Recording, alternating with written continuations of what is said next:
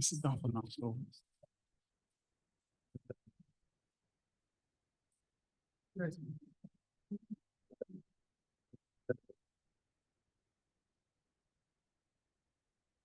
Rebasing, collaboratively organized by the Nigerian Economic Summit Group, NESG, and the National Bureau of Statistics, NBS. So before we proceed, I would like us to rise to take the national anthem.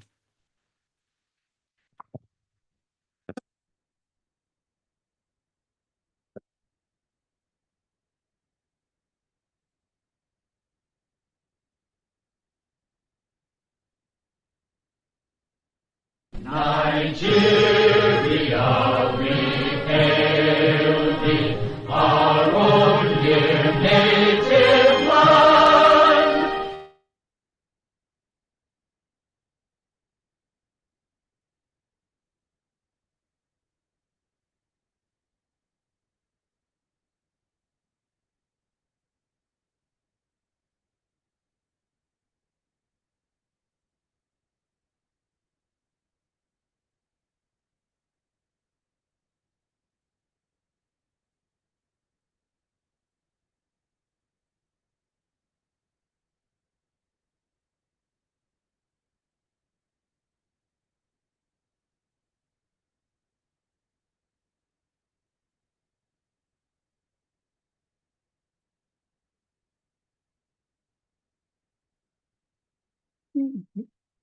Go try that. After the count of three, let's start.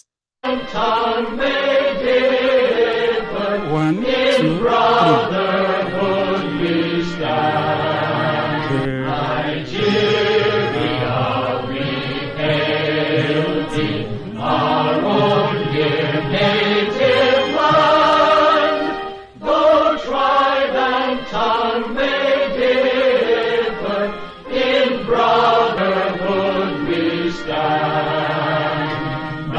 Nigerians old and proud to serve our sovereign motherland.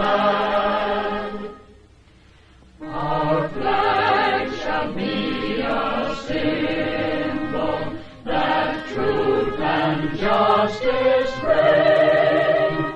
In peace or battle honored, and this we count as gain. To hang on to our children a banner without stain.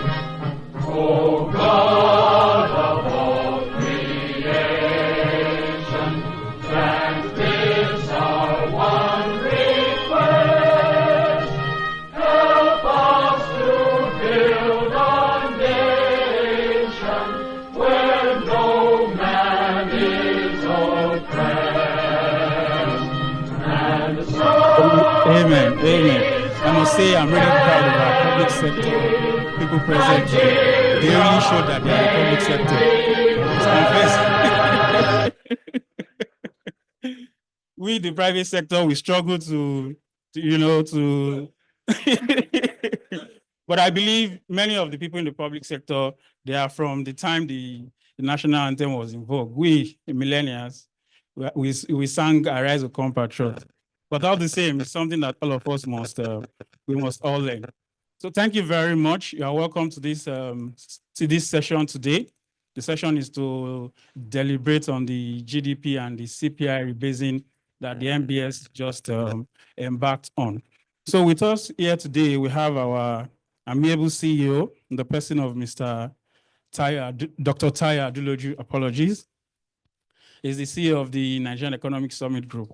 Also, we have with us our amiable Head of Research, Director of Research and Chief Economics in the person of Dr. Olusegun Omishaki. So I will hand over to my colleague here to do the protocol from the public sector. Thank you. Good morning, y'all, once again. It's good to be here. Good morning, Dr. Tayo. It's good to see you again. The public sector is not just here, only National Bureau of Statistics. So when you say public sector, it looks more broad and encompassing. We are pleased to be here this morning from the National Bureau of Statistics. The team from NBS is led by no other person than the Statistician General of the Federation and the Chief Executive Officer of the Bureau, who also doubles as the National Coordinator of the Nigerian Statistical System. Ladies and gentlemen, let's welcome Prince Adeyemi Adeniro. To show how important this event is to the Bureau, he's not just here alone.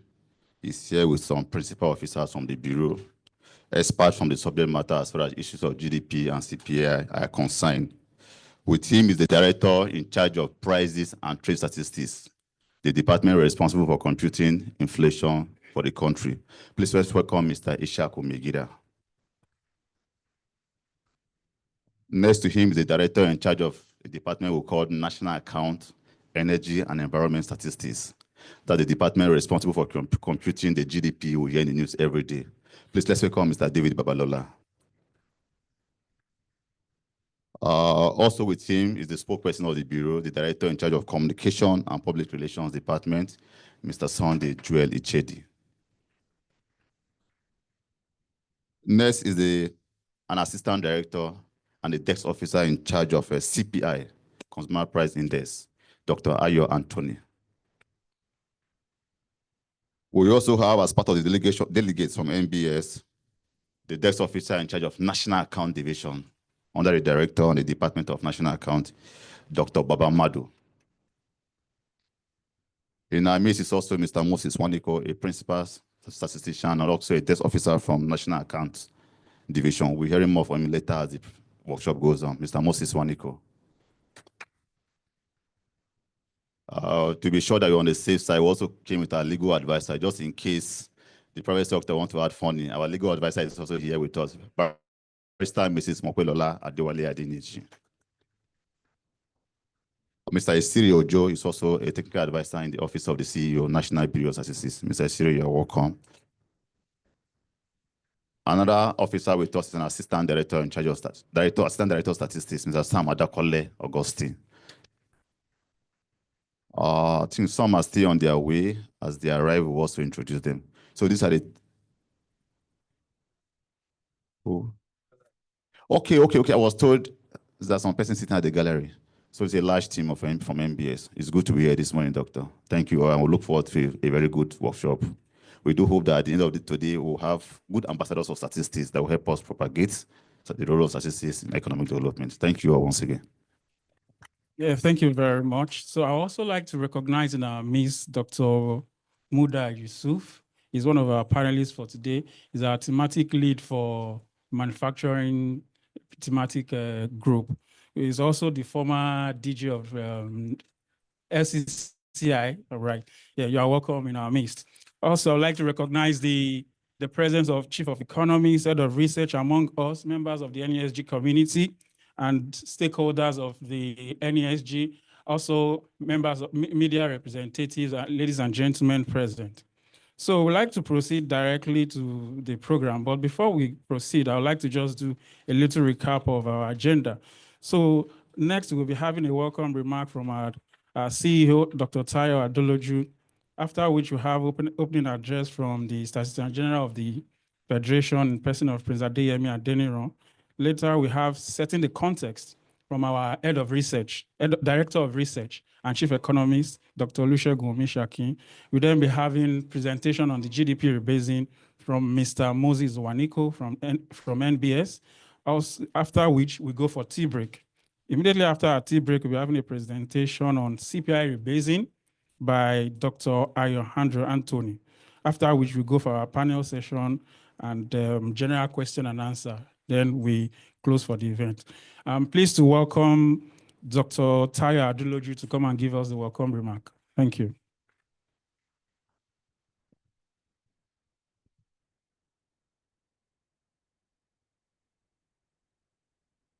Mine is to welcome the Statistician General to one of his homes.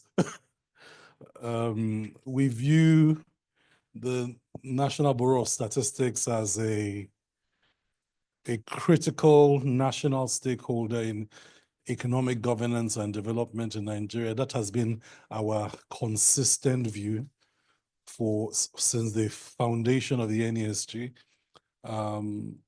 And when the Federal Office of Statistics was going through its transformation, I think at the economic summits, we held 5 consecutive sessions on just the need to reposition the Federal Office of Statistics at that time as the National Bureau of Statistics.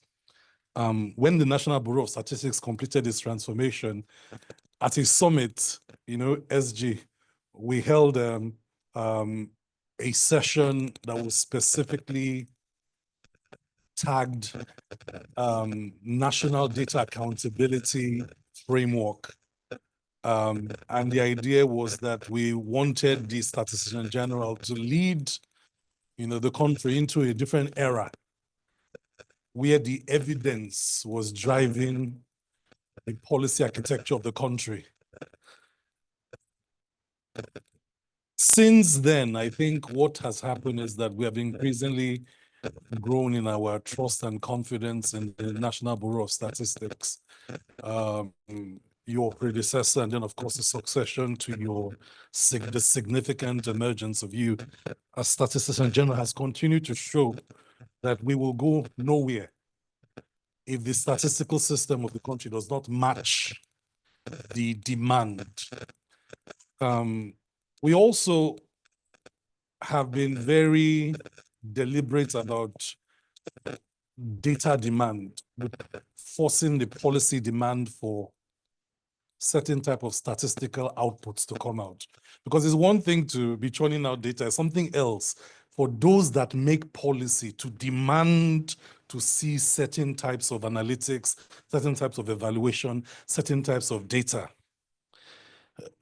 What struck us during the 2021 to 2025 National Development Planning process was that in spite of all the progress NBS has made, what was left to be covered in terms of data capacity to plan Nigeria was huge. And so that became our own advocacy. It's like going around saying, give MBS more money, give MBS more resources as our own advocacy to support the building of this capacity. Now, to the matter of today, mine is very simple. Previous rebasing of the economies, especially of the GDP and CPI, has triggered historically a lot of mixed reactions. Some of those reactions came from not understanding the methodology. Some of those reactions came from the weaponization of the rebasing, and it became more political than driven by the kind of analytics and evaluation that provides for reflective readjustments in terms of economic strategy. And I think that the last rebasing, that's what's happened. We had a huge opportunity to rethink how Nigeria was structured, and we lost it because the political weaponization of the data became the dominant use of the rebasing of the economy. What we're hoping to do, knowing that the rebased economy exercise is coming to an end and the launch is close, was we wanted to invite SG and the team to Lagos. One, so that we had a room of chief economists, chief investment officers, and members of media, especially the editors that manned the critical economic and business desks, more to point to what this rebasing looks like, its implications, and maybe that will translate into some of the value in all of us understanding better what the data is and then how we can use it. Nations that have used rebasing to transform their countries have taken a certain approach, and the Asians are the best examples. When Japan rebased its economy just after the Second World War, Edward Demings, the father of quality management system, was speaking to the Kiritsu, top 200 businesses in Japan. And of course, the rebasing didn't go as far as they thought it would go to favor them. And he said to them, the mistake you will make is to just look at the headline number.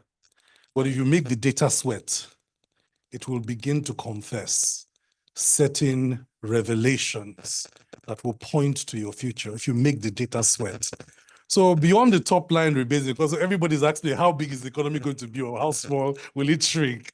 Beyond that, my challenge to the room is let's make the data sweat so that can begin to confess some things that we didn't know before about our own economy and our own economic activities. And the lessons from that should lead to the kind of economic transformation we want. So it's in that regard, I want to welcome the Statistician General, the amazing delegation he has come with, members of research, investment, economic teams. We have a range of colleagues that have joined us virtually also. So we have a full virtual room and a full physical room, and we have quite some colleagues from the media also in the overflow upstairs. Because for now, we have a smaller room. Hopefully by the time you come next time, I will have a slightly bigger room. But it's to welcome everyone. And as the year begins, to wish everyone a great deliberation in the workshop. And then a great experience of just re-engaging the Nigerian data. Thank you, CG, for accepting this invitation and this collaboration to partner. We hope that is the first of several. We've agreed to do many other things together. And I think this is a journey we are just starting on. So welcome everybody, and again, to wish everyone a belated and happy new year. Welcome to the Nigerian Economic Summit Group.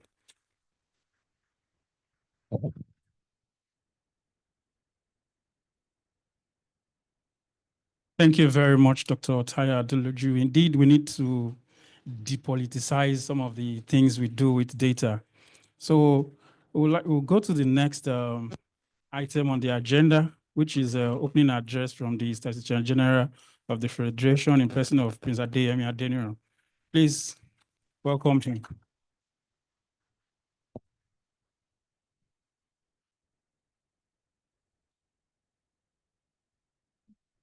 Good morning and happy new year to everybody.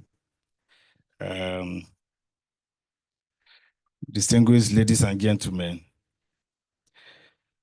I say once again, warm good morning to you. And I especially recognize my brother, Dr.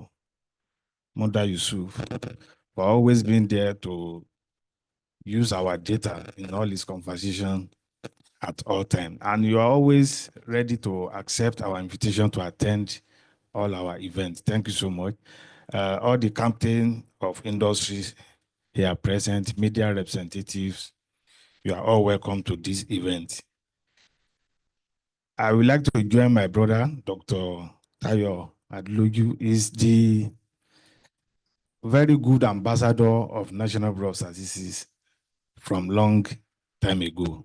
Each time we meet at events, he always solicit how NBS will lead the statistical system, how NBS will be driving data to inform policy for program, for project of government. In fact, there was a time he was soliciting that a particular project residing in a ministry should be taken away from that ministry and be brought to NBS, because the data that the ministry is using to drive that particular program is from NBS. To that extent, he believes NBS should be the custodian of that program. Thank you, Doctor, for always being with us. So I would like to welcome all of us to the workshop on gross domestic product, the GDP, and consumer price index CPI rebasing, which is being organized today by our partner in progress, the Nigerian Economic Summit Group, in collaboration with the National Bureau of Statistics. It is an honor and privilege to stand before you, captain of industries, economic expert, analyst, but most importantly, all of us that are here and those that join online, we are all users of data. And to that extent, I say I recognize you and I appreciate you all, because the topic we are discussing today is very paramount and very important for our nation's economic development and for planning of our economy. Let me say that rebasing is a very vital exercise that ensures our economy indicators are current and accurate to reflect the economic realities that is on ground. If we don't rebase regularly, we'll be giving reports about the economy that is already old. We all know that in recent, or in the Nigeria of today, due to technology advancement, transformation that is going on, there are a lot of things that have changed in the structure of our economy. And we need to produce data that reflect all these changes for the country to make progress. It is a very vital exercise that ensures our economic indicators are current and accurate reflection of the reality on ground. As economics evolve, new industry emerge, consumption pattern also change. It becomes very imperative for us to update our statistical measures so that we can be able to capture these changes. How do we do that? Rebasing of our GDP and CPI allow us to achieve that by aligning with these transformations, providing more precise and more relevant picture of Nigeria's economic landscape. This process is foundation for informed policy making.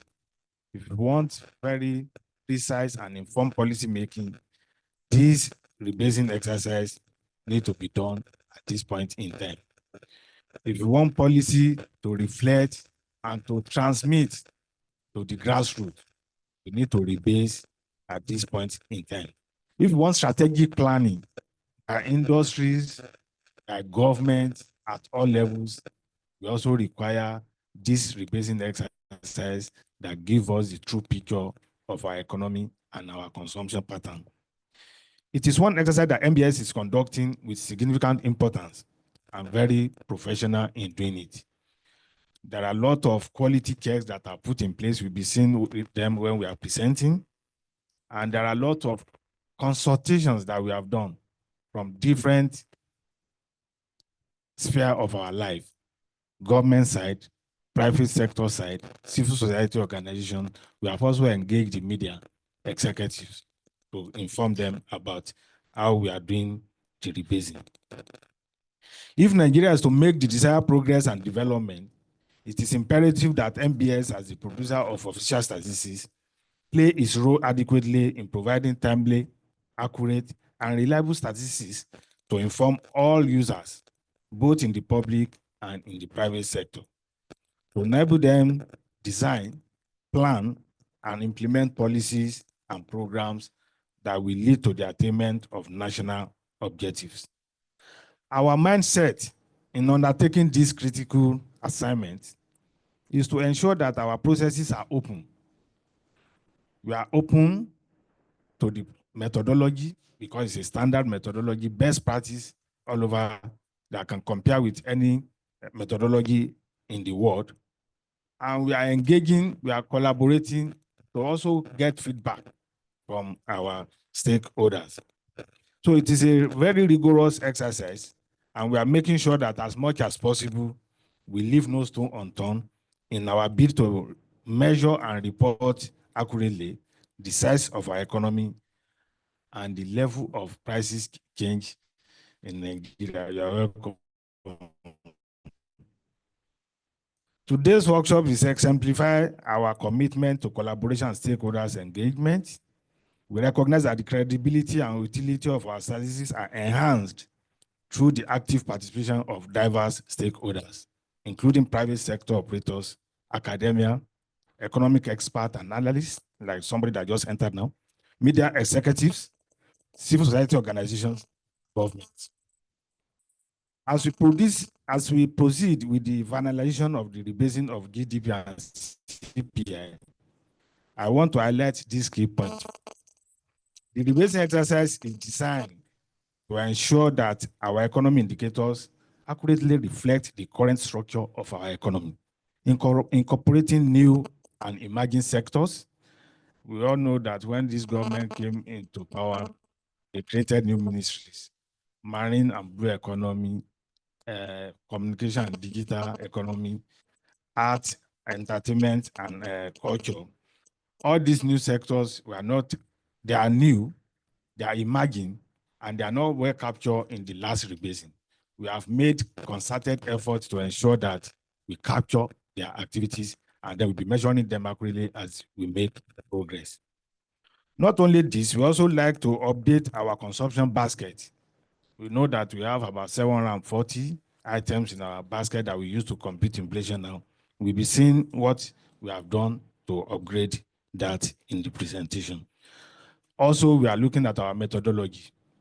Since the last rebasing, the methodology they are using all over the country, especially in West Africa, they have changed some of them, but because we can't change without another rebasing. So we have opportunity of this rebasing now to also change the methodology that we are using to compute both the CPI and the GDP.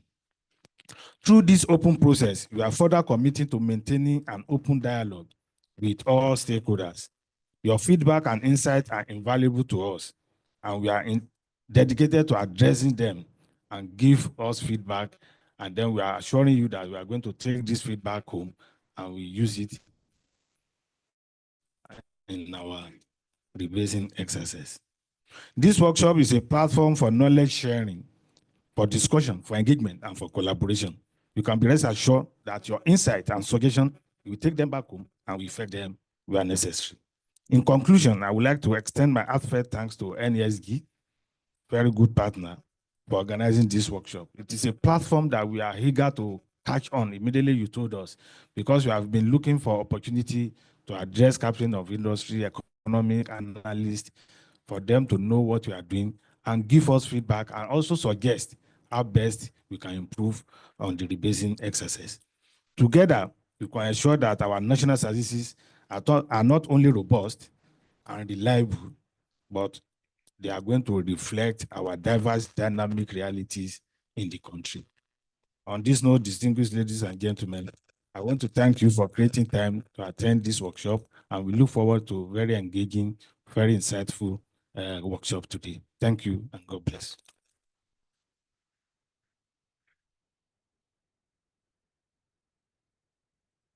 Thank you very much, sir, for the very encouraging opening address. So I'd like to move to the next item on the agenda, which is setting the context. But before we do that, I would like to recognize the presence of some of our people here present. Mr. Olufemi Awoyemi, the MDC of ProShare. We also have with us Mr. Oluwashola Mario. He's representing the DG of the Raw Materials Research and Development Council. We also have with us Mr. Teslim Shitabe, the Chief Economist at ProShare. Also, we have with us Mr. Boasen Omafaye. He is a popular anchor we see around in Arise, and we have seen him sometime before our channels. So you are all welcome to this sensitization workshop. So we move to the next item. I welcome Dr. Olusegun Omishakin to the podium. He's the Director of Research, NESG, to set the context for this session. Thank you.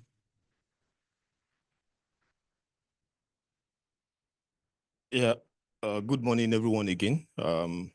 So my job is just like in the next 2 minutes, because I know we've heard a lot about why we are here, what the data means, and what we want to do. So I just quickly clarify some in terms of the programs. So we are here to know about the rebasing. So we're going to have the GDP rebasing presentation separately.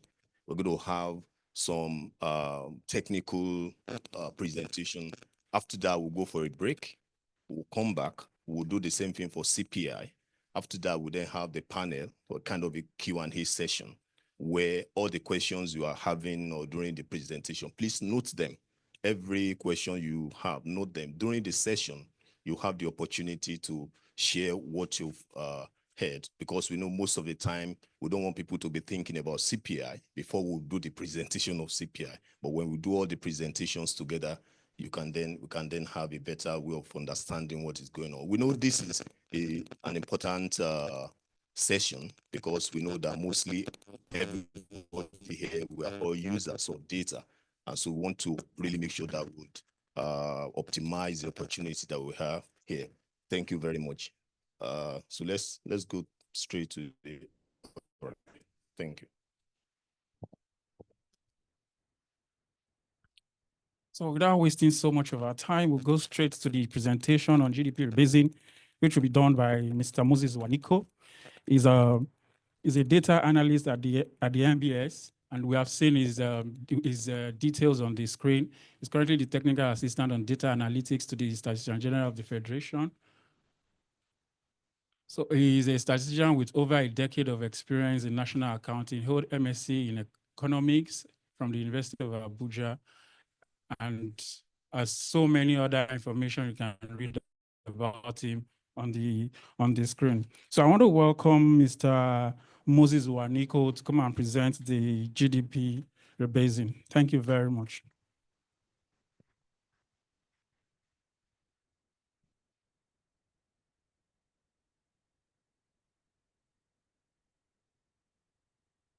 Good morning, everyone. It's a pleasure to be here. My name is Moses Waniko.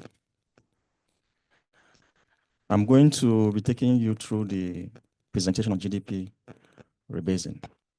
I'm sorry I have to be a bit fast because of our timing. I have 25 minutes to run through the presentation. So I'll try to manage the time as much as I can.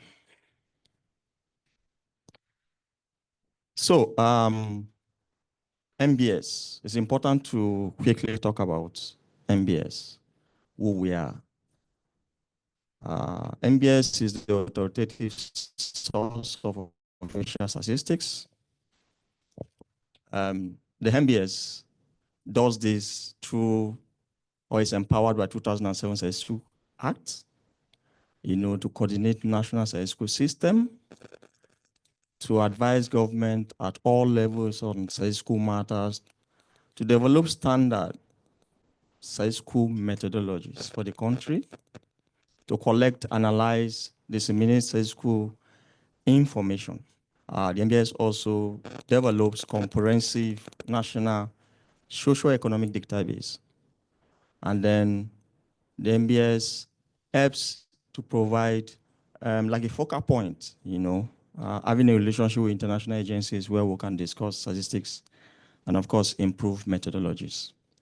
But it is important to state that even though the NBS coordinates statistics in the country, the NBS does not really do projections, forecasting. Again, the NBS does not do development plans. So what the NBS does basically is to provide data, produce data, work with stakeholders, provide some of these numbers that can be used for forecasting, for development plans, like Doctor was saying, national development plans and the rest. So this is who we are. And basically, this is what we do.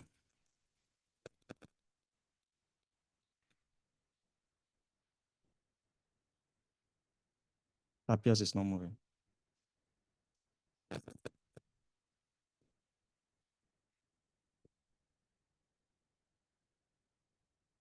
Okay, thank you. So as a way of background, GDP is one of the products that we produce in the bureau. And then GDP, of course, is the monetary value of goods and services that the country produces over a period of time, usually a year or a quarter. GDP is one of the most important macroeconomic indicators, that is used for planning. It's helped to, measure economic activities, the size of the economy, the growth rate of economic activities. And of course, GDP is one of the several macroeconomic, indicators that determines the health of a nation. So other indicators could be poverty, inequality. You could have indicators like unemployment. You could have indicators like international trade, balance of payment. All of those indicators would actually put together, would actually help to determine the health of the nation. So it's important that periodically, the framework for compilation of GDP is reassessed and evaluated. And that brings me to what rebasing is. So rebasing is a process of updating an old base year with a more recent year to reflect changes in the prices of goods and services produced within the economy. So rebasing allows you to incorporate dynamics that you've seen in the economy over time. And then you can look at the entire compilation framework for you to accurately reflect economic changes. So constant price estimates are recalculated using new base and year prices. During the rebasing, it's expected that rebasing is done every 5 years. Conventionally, by international standards, should be every 5 years. But sometimes in African countries, we have challenges doing rebasing every 5 years. That could be because you need, I need to a challenge in most African countries. Detailed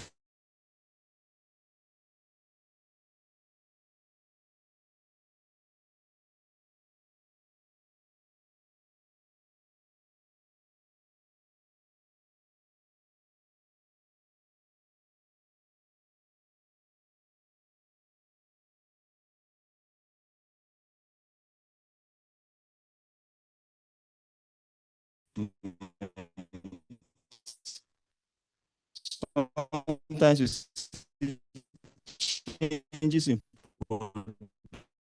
production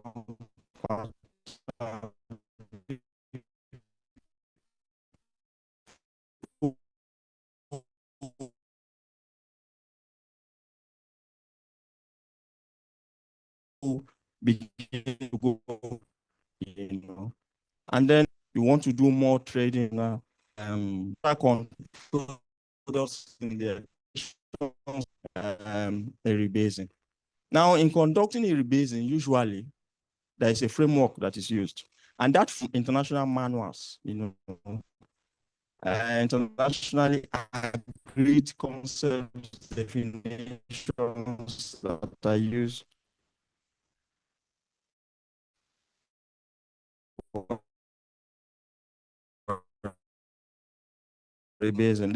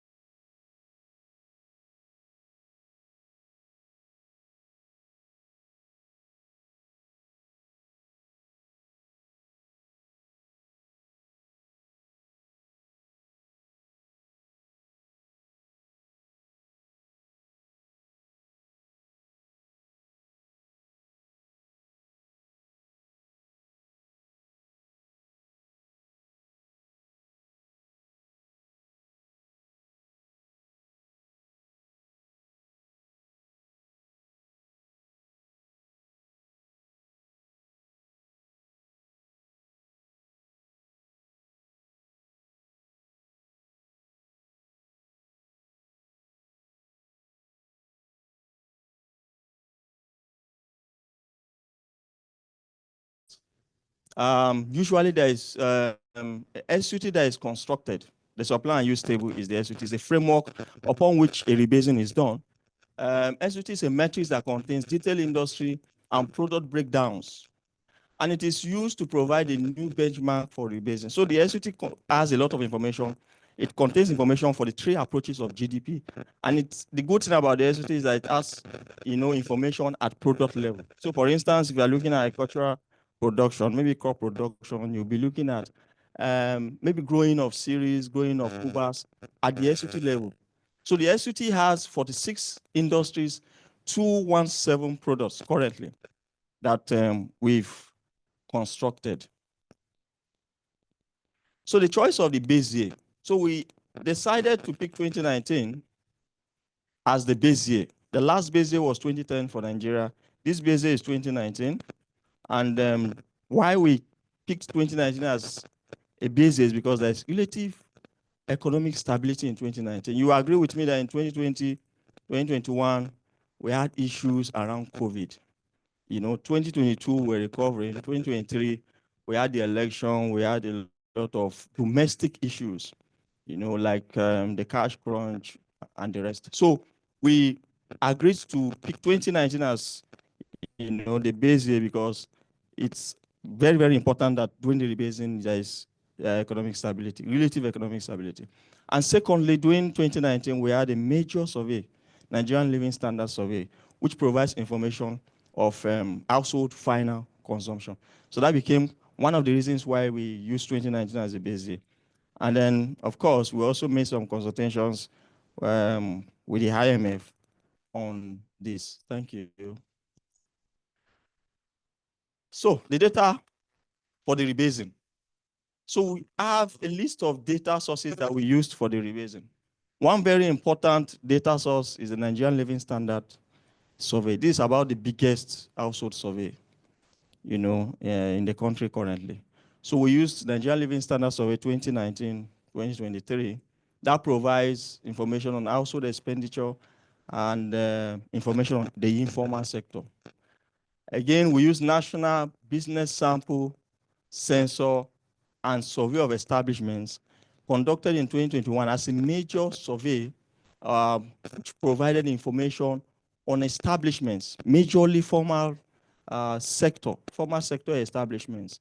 And that really helped to give us information for the rebasing. There's also a National Agricultural Sample Sensor and Sample Survey that we did in 2020. This also provided information really on the agricultural sector. And you would agree with me that these censuses have not been done for a very long time. So it was an opportunity for us to use information from these censuses and, of course, the follow-up surveys that were conducted to help provide information for the rebasing. So we also did some special studies. We did a special study on research and development. We did a special study on water supply, waste management, sewage and remediation. We did another special study on trade and the transport margin. These three studies were meant to fill up some of the gaps that we noticed, during the data compilation processes.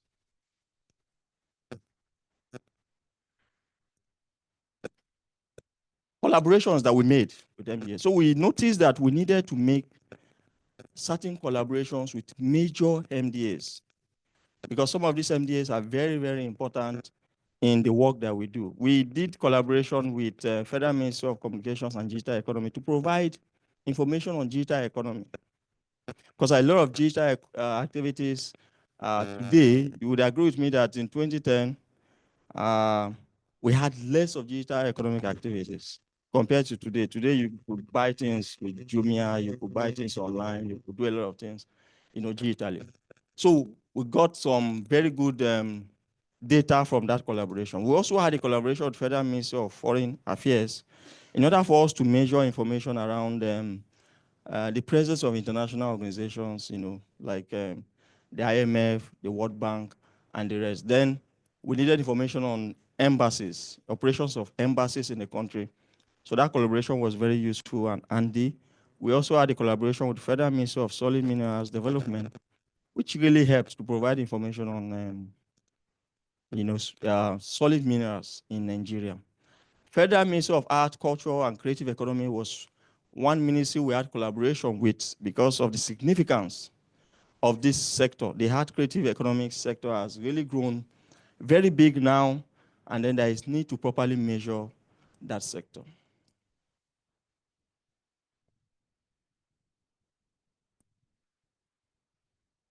So we collaborated with Central Bank of Nigeria to get data on financial sector. We collaborated with Ministry of Marines and Blue Economy considering how this sector has become very, very big, in terms of its operation. And then we also collaborated with National Pension Commission because we needed to incorporate pension funds into the rebasing, which was not done in the last rebasing. Then we collaborated with National Social Insurance Trust Fund, National Health Insurance Authority, to get information on this and on insurance in this area. Then Nigerian midstream and downstream petroleum regulatory agency helped to provide very good information in terms of modular refineries in the oil sector. So we've had this roadmap. We started the process in 2018. We started building the SUT frameworks in 2018. In 2019, of course, like I said, we started data collection. We did the NLSS. 2021, 2022, we did other bigger censuses, and then we were populating the SUT framework up to 2025, where we are trying to finalize the rebasing in order for us to go public with the results.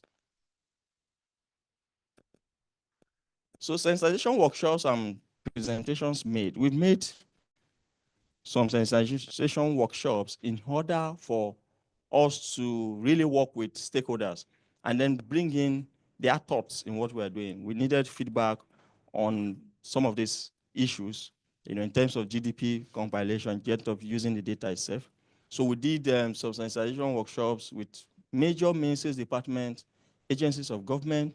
We had one with economic management team. We did another with National Consultative Committee on Statistics. We've also had one with development partners, academias, and the rest.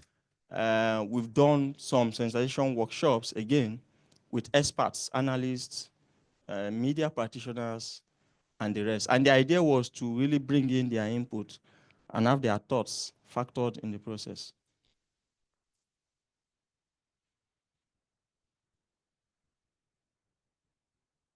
So this is just to show some of the, it's just to show some of the sensitization workshops we've had, consultations.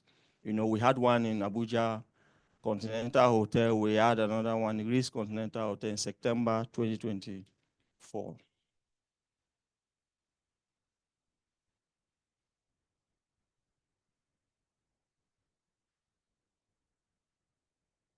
So in the course of the rebasing, there were new areas that we wanted really to incorporate into GDP compilation. One of such is the digital economic activities, because there's a lot of activities on digital, economy today. We needed to incorporate all of these activities into the GDP. So new areas covered in this rebasing is for digital economic activities. You'll find that when the results are released. We have also tried to incorporate the pension funds into the new rebasing processes. We have incorporated National Health Insurance Scheme, Nigerian Social Insurance Trust Fund into the rebasing. Activities of modular refineries also have been incorporated into the rebasing. Domestic households as employers of labor.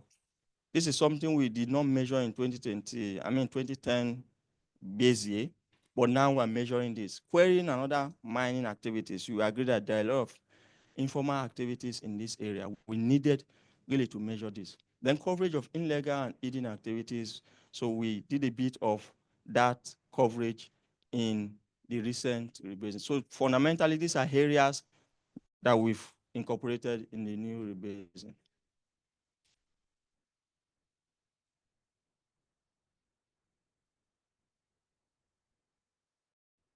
So key differences between the current rebasing and the last rebasing. So the first is we had two major censuses and a follow-up or follow-up surveys, for this rebasing. Like I said, we used 2019 as a base year, National Business Sample Census, and a follow-up survey of National Establishment Survey in 2021 is one major important area of 2019 rebasing. It's one key difference of 2019 rebasing. In 2010 rebasing, we did not have that sensor conducted, And then we also have the National Agricultural Sample Census and a follow-up survey on the National Agricultural Sample Survey in 2022. This is another key, I would say it's a milestone for us in this rebasing because we did not have that really in 2010. What we had in 2010 was just 14 sector-specific surveys. And of course, we had National Manpower and Employment Generation Survey that helped to provide some employment numbers. Then majorly, 2019 rebasing has also taken care of the informal sector. There is a wider, adequate coverage of the informal sector in this 2019 base year. And that we did using the Nigerian Living Standard Survey 2019 and 2023. Like I said, this is the biggest household survey in Nigeria. And that provided information for the informal sector. Again, digital economic activities were not there in 2010 base year. Today, we have a lot of digital economic activities incorporated into a 2019 base year. So these two basic censuses are milestones in terms of what we've done in the 2019 rebasing. So top 5 biggest percentage changes. So we've tried to look at the revisions, in terms of the changes, of the results that we have, current versus provisional rebasing estimates. So in 2019, in the current numbers that we have, we've seen that in the provisional results, there's been a growth in water transport by 1,003%. Then the next is forestry, 842%, livestock, 457.7%. We have arts, entertainment, and recreation, over 300%. And then metal over 200%, that's 251%. So this showed really a change from the current 2019 numbers and the rebased 2019 numbers. And you will agree with me that because we had the agricultural census, we had better data to be used for the rebasing, better data representing forestry, better data representing livestock, which we did not have for a very, very long time. And then for water transport, we've tried to incorporate the MPA, the NIMASA, the NIWA, and all of those agencies that are really, really important in that sector. And that accounts for why you have that magnitude of percentage change.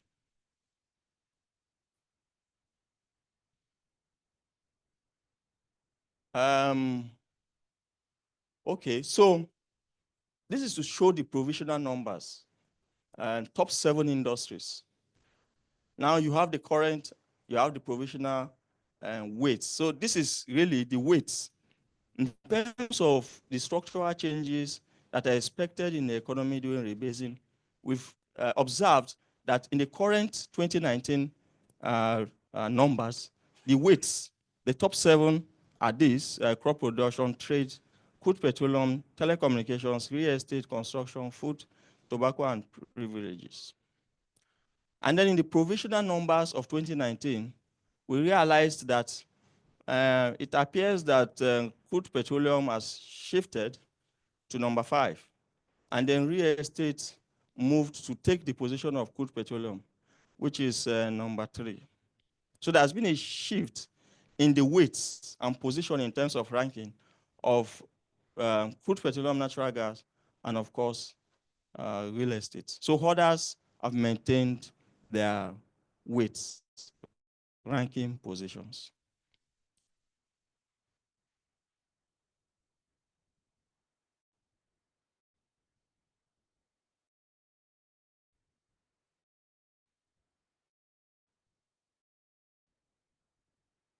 Now, we also tried to do some analysis around 2010. See in this slide that there's been a movement. And like I said, crude petroleum in 2010 used to be number 3. Also, this has moved to number 5 in the 2019 provisional numbers. Now, we also realized that real estate of the weights to 3 positions in 2019 provisional numbers.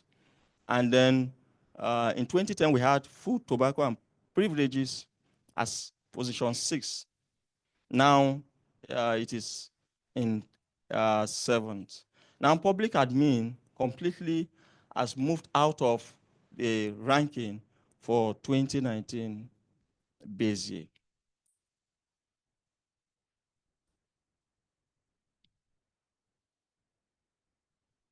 So implications of the rebasing. It's important to look at the rebasing, like Doctor said, from different angles. Not just the aggregate numbers, but to look at what those numbers are supposed to tell us in terms of the distribution of the aggregate numbers, in terms of their weights, contributions, and the rest. Beyond that, there are other implications for the national economy, which we have tried to put in this slide. The first is the rebasing will provide or will allow for economic and development planning.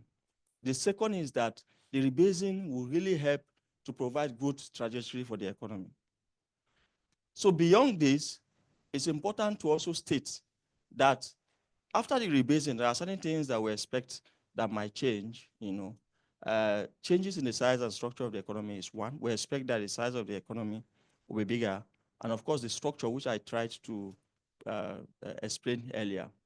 Now, the tax to GDP ratios is something that people really want to see what the numbers will look like. Now, the correct number in 2019, before the rebasing, was 10.2. We expect that after the rebasing, if we have a bigger size of the economy, that number would reduce. Debt to GDP ratio, 18.5%.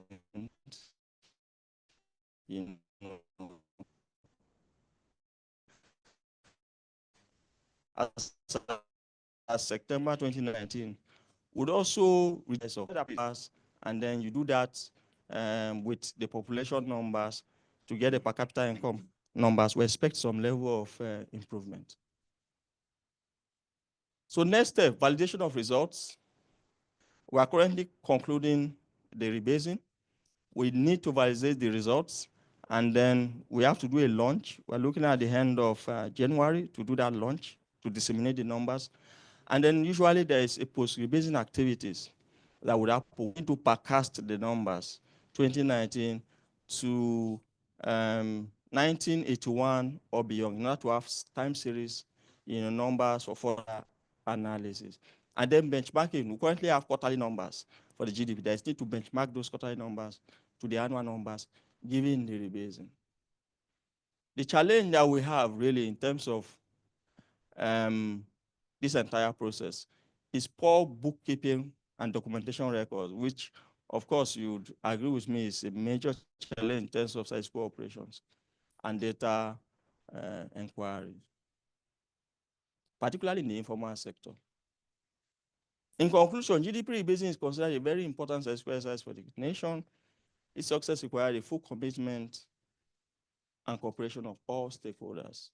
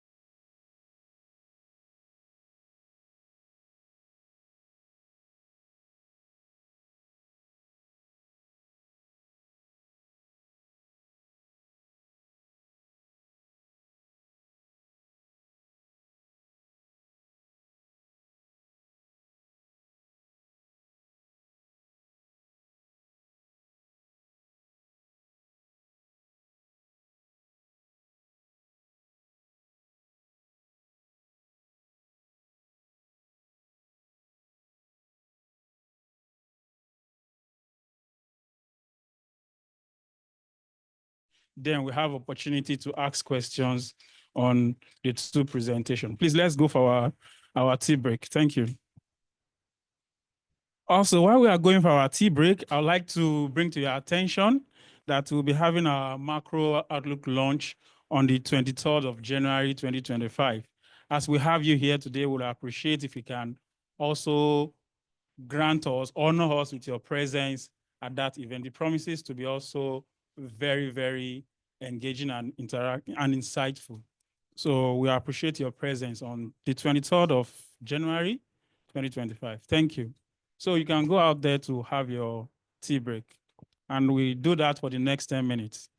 So please, as we go, I know we are already filled with questions, clarity. The interesting time to do that is when you have some break, to calm down with the.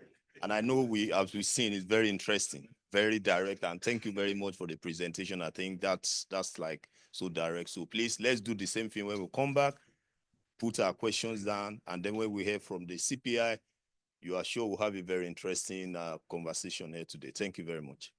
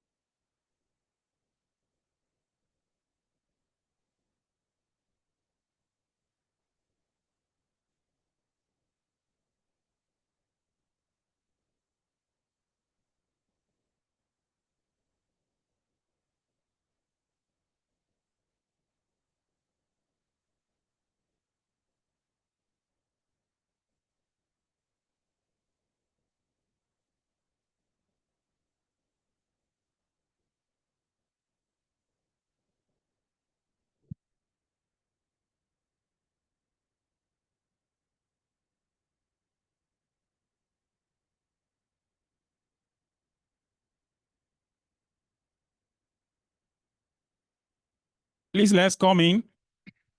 Let's come in so that we can start the next presentation. We can grab our snacks and tea to take on the seats.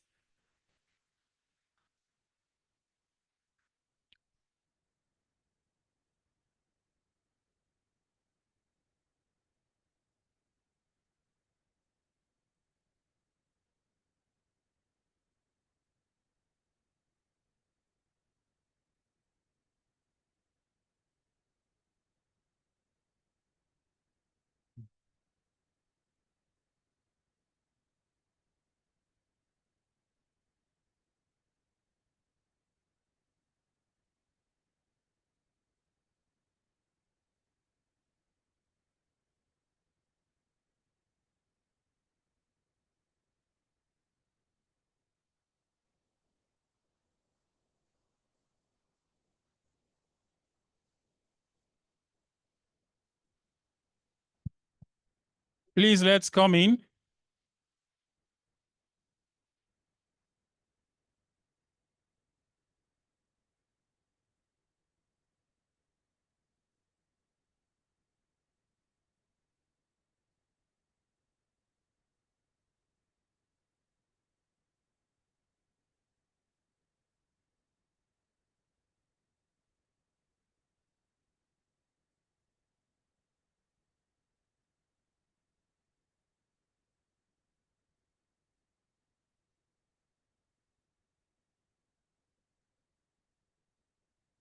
But I appreciate if we're all coming now.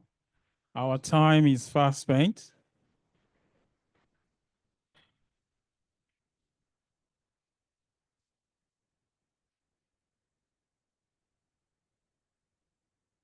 I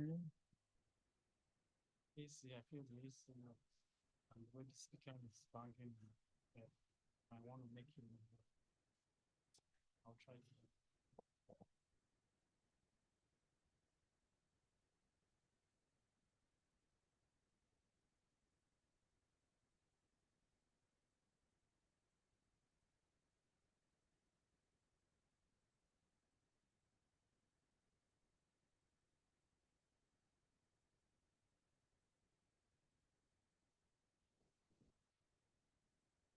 they doing?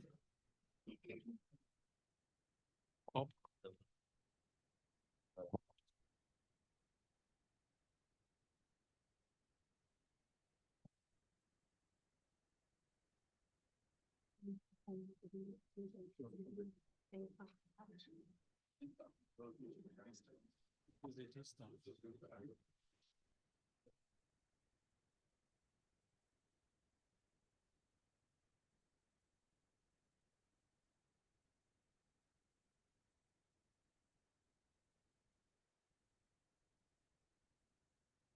When it's finished, you introduce me, then I'll introduce the panelists. Okay.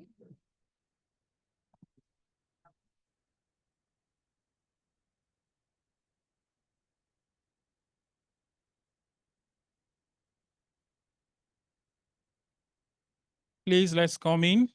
Let's get seated. Our time is running fast.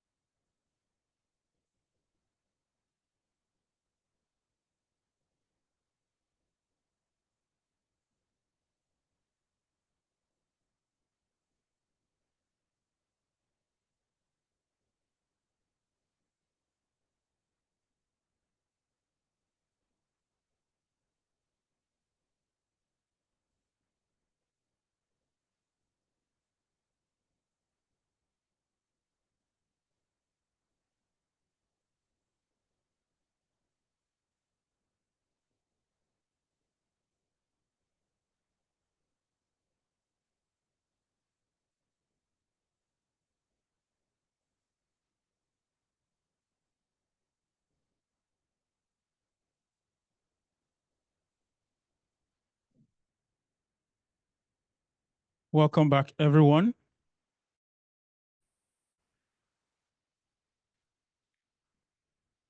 So we'd like to proceed to the next agenda of the day. But before we do that, I'd like to recognize the presence of our esteemed chairman in the person of Mr.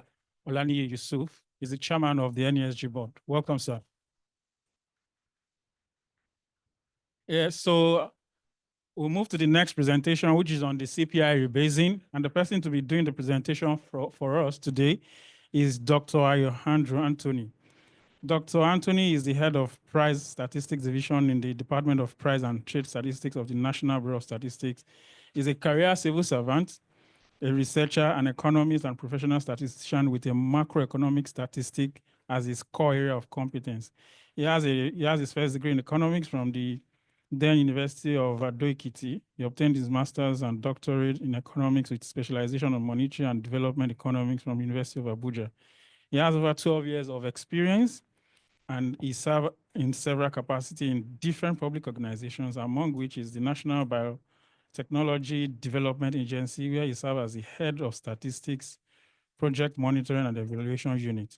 He has authored several articles and books in local and international journal. He's current head of the price statistics and project coordinator of the rebase of consumer price index. Please let's welcome Dr. Ayo Andrew to present the CPI rebasing.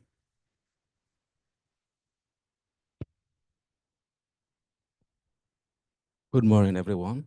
I greet my SG, our host. I greet you. Distinguished economists and other people here, good morning. This is a great honor to stand before you to discuss an issue that affects household, that affects firm, that affects government. The issue we want to discuss this morning affects household satisfaction. It determines the existence of firm in an economy. Even government revenue and expenditure is not excluded. So meaning that what we are discussing this hour is very important. What are the outline of the discussion? Introduction, the concept of consumer price index, structure of CPI computation in Nigeria, concept and justification for the CPI rebasing, framework and methodology of the CPI rebasing, structural changes between the old and the new methodology, countries' experience with CPI rebasing, expected outcome for Nigeria, stakeholders' engagement, next step, and conclusion. Because of my time constraint, I'll be very fast. I said in my introduction, inflation. Okay. Inflation is a prime macroeconomic variable that affects almost all economic agents. Household is affected. As I said, yeah, utility is affected. Even purchasing power of household is affected because persistent increase in prices erode the purchasing power of household income. It also affects firm in terms of their profit, and government expenditure is affected as well. Inflation also affects other macroeconomic variables. It affects GDP that we just discussed. It affects unemployment. It affects trade as well. So I've laid a big foundation for the importance of this indicator. Now, what is consumer price index? It's an index that provides measurement for changes in prices of goods and services in an economy. And from this index, we get what we call inflation rate, which is the persistent increase in general price level in an economy. What do we use CPI for? Yes, it's very important. It's one of the determinants of wages and salary. Like the last minimum wage that was determined by federal government, a critical input in the determination of that minimum wage is consumer price index. It's also used for indexation. If you want to know the present value of an asset that was agreed on some years ago, you want to know the value now, you use CPI to do that.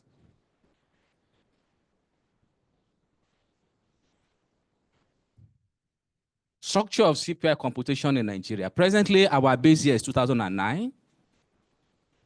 We have over 740 items, varieties of items in our basket. Our classification structure is 1999 COICO. When I say COICO, classification of individual consumption according to purpose. Then prices are collected monthly using paper. The index is computed using what we call modified last per A. And this method is a recommended method because a country cannot just use a method. It must be approved by the regional body, IMF, World Bank, ECOWAS. Why? For comparability of the index.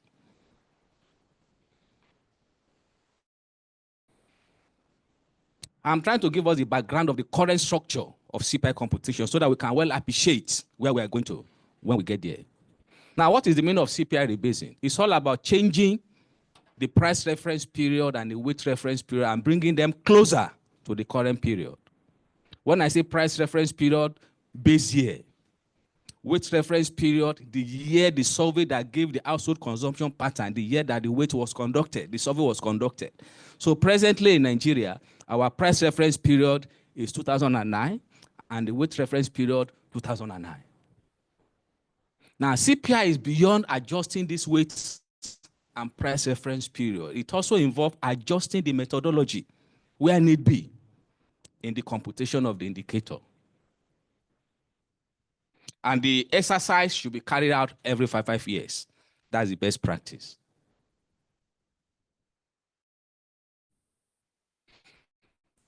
Now, justification for rebasing consumer price index. Number one, relative expenditure is what economists call the average propensity to consume of an item. How households appropriate their limited income among the items in their scale of preference. This proportion is dynamic. It's a function of income, it's a function of price change, it's a function of innovation, and even changes in consumption habits. So this weight changes over time. So as they change, we need to bring the changes on board in the CPI computation as well. Apart from that, items in the basket needs to be updated. As my SG said earlier, you don't just bring new item into the basket without doing a rebasing. Presently, we have 740 items, but I can tell you that is not the number of items or varieties of items people are consuming in Nigeria. So new items that were not there before will be brought on board in the course of rebasing CPI. Also, the price reference period and the weight reference period need to be updated. Those are the justification for the rebasing of CPI and also for the comparability of the index. You don't just compute CPI for your country alone. It's one of the indicators that is used to compare the performance of economy of countries. Now, the framework and methodology. Presently, the CPI we are going to release this month is based on 2023 Living Standard Survey. That is the survey that gave us the expenditure of household on goods and services. Not only that, a single survey is not enough for CPI rebasing. NBS conducted another survey in 2024 to capture expenditures of household on rare items, durable goods. Also, we bank on our administrative statistic. CBN gave us expenditures of household on all these POS, check, all financial transactions. Even National Insurance Commission also gave us some data that we can use to measure household expenditure on insurance. Why this? Because there's a new dimension in CPI computation that was not existing before, which called financial services and insurance. We need to bring it on board. Also, we also bank on our division as well in NBS. Trade gave us some data, even National Account gave us some data that help us to augment what we got from the two major surveys. Another thing I want to draw attention to is that CPI computation is purely monetary. Unlike before, where non-monetary expenses were included, but now CPI is a monetary phenomenon. Just to follow what Milton Friedman said, that inflation is a monetary phenomenon. Also, the relative index is based on Jevon, and also the index is based on Young Index. I don't want to bother you more with these technicalities. Now, where are we going to? The CPI we are going to release this year by January. The weight reference period is 2023, and the price reference period is 2024. Why 2024? The answer, 2. The choice of 2024 as the base year has technical factor and non-technical factor. In CPI, the technical factor that determines the base year is the weight reference period. The base year is either a year before or a year after. So if the weight reference period is 2023, the base year is either 2022 or 2024. So, but we decided to use 2024 because 2024 is a reflection of most of the structural changes that happened in 2023.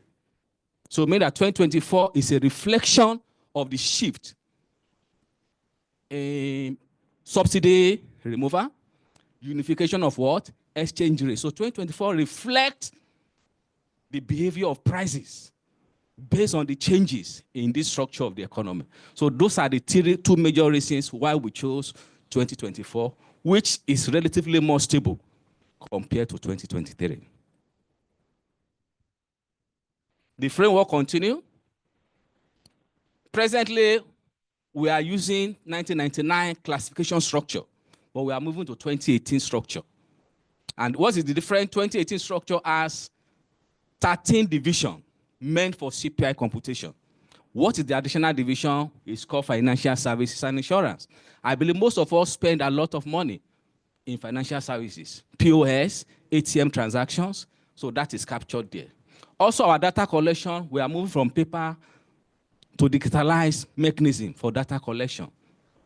Also, the Bureau is planning to conduct a national census of retail outlets. In prices statistic, you are not allowed to collect prices from outlets randomly. Consistency is a factor. So that if there's a change in price, it can be tracked. So to have this, we want to have a frame of retail outlets in Nigeria that our enumerators will be visiting constantly. So that if there's a change in price, we will know. You know our culture in this side of the world. If I want to go and price something now, being a profit-sharing oriented person, I will not tell you the real price. I will tell you a higher price. But if you know that I'm coming to collect data for national development, you will give me the price.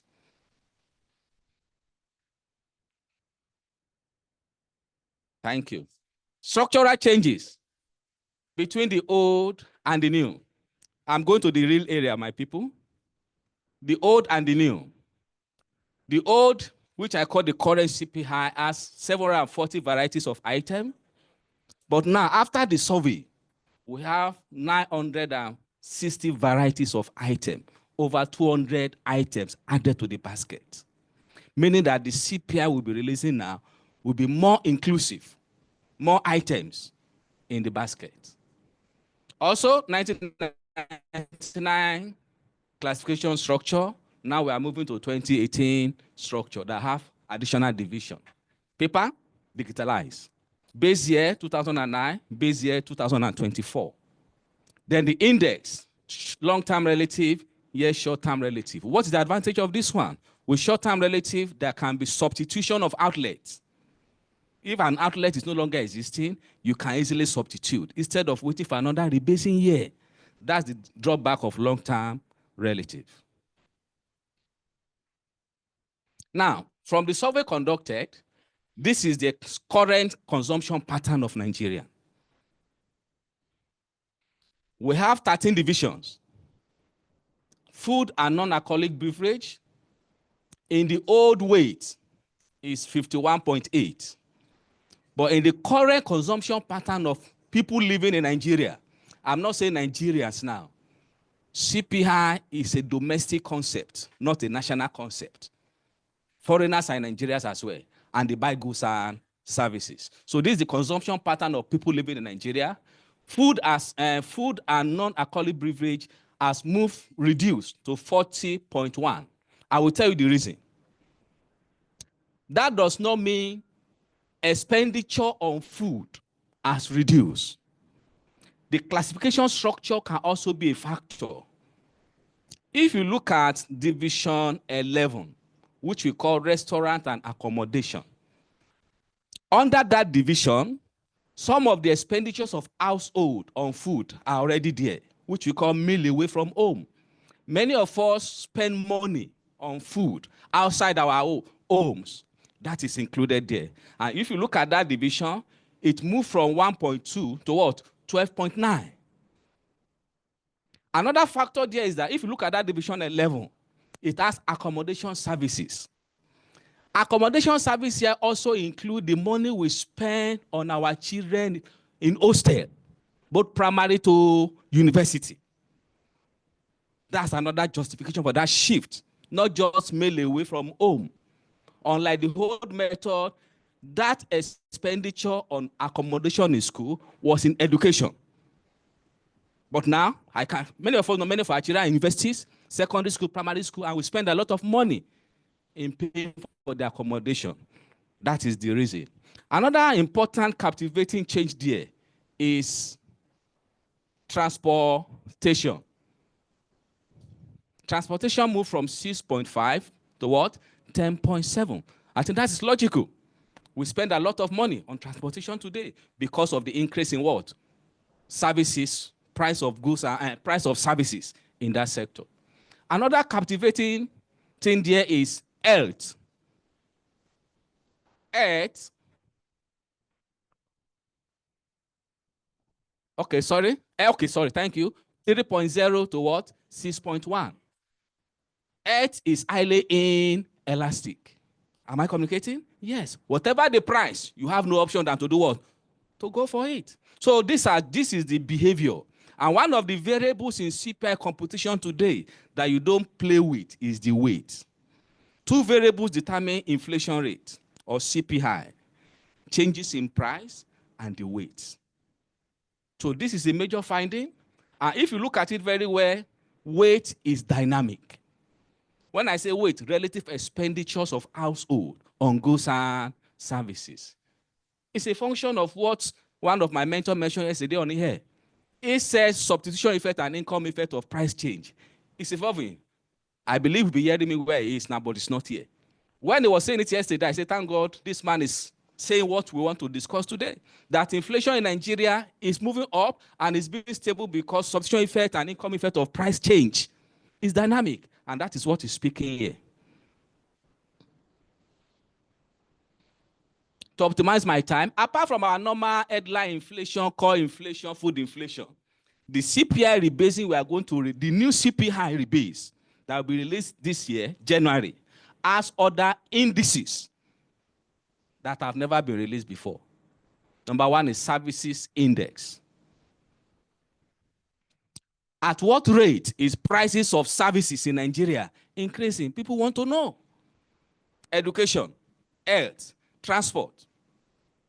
NBS will bring that on board by the end of this month. Also, energy index. At what rate is price fluctuating in this sector? Farm produce index. What is the rate of price volatility of this product?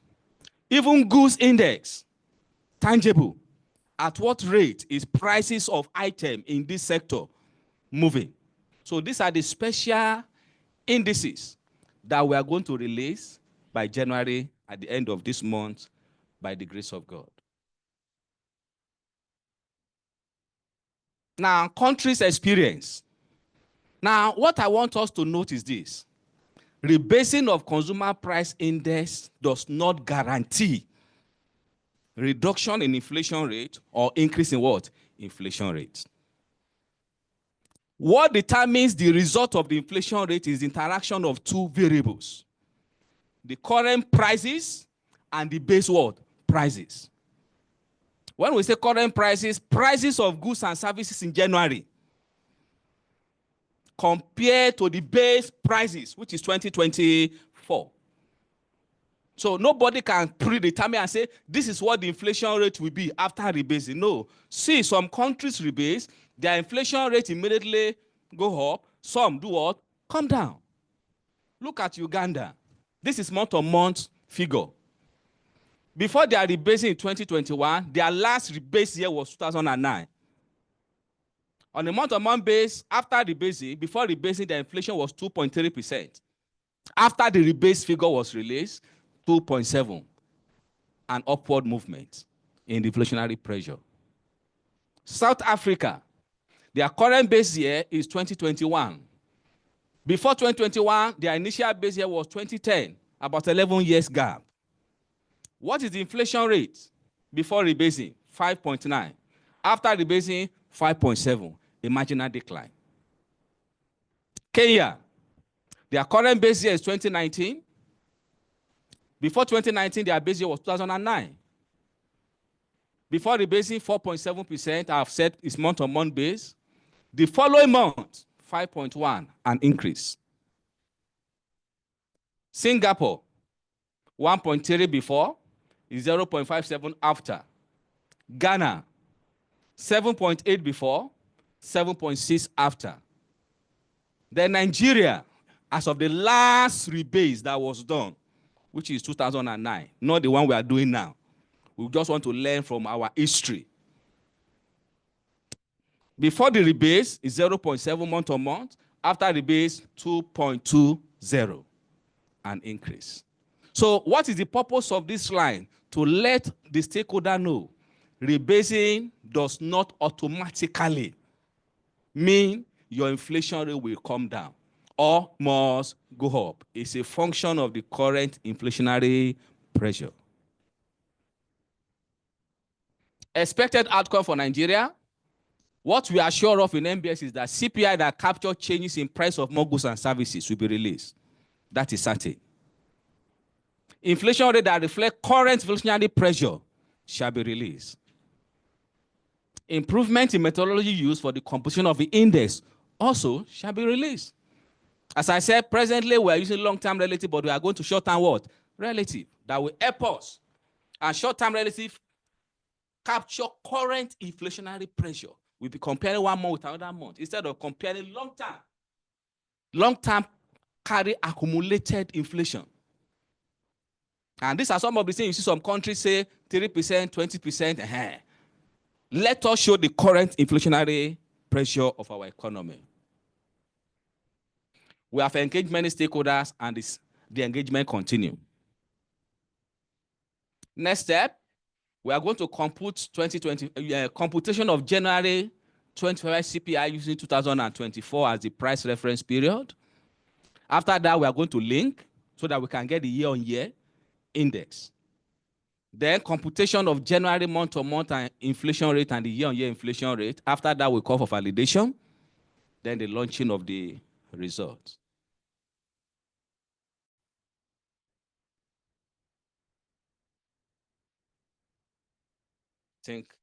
Conclusion, inflation is a global macroeconomic problem. I think you agree with me.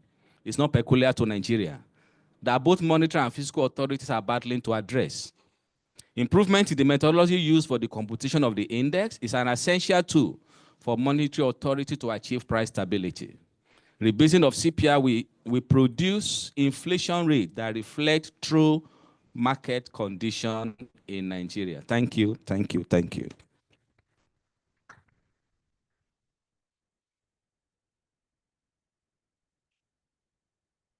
Thank you very much, Dr.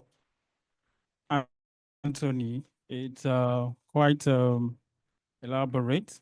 So in order not to waste too much of our time, because we have spent a lot of time listening to our presenters, so we'll go to the panel question and answer panel session. So I would like to invite Dr. Faith Iowa to come and moderate the panel to bring on board our resource persons for that session. Thank you. Thank you very much. Good afternoon, everybody. Without wasting much of our time, we'll quickly invite our panelists. In no particular order, I want to welcome to the seat an Assistant Director at the National Bureau of Statistics, specialized in national accounting, energy, and environment, with extensive academic credentials. Welcome with me, Dr. Baba Madu.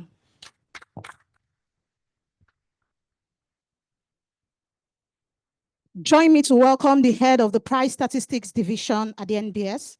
He's a seasoned professional in macroeconomic statistics with a PhD in monetary and development economics. He's no other person than Dr. Ayo.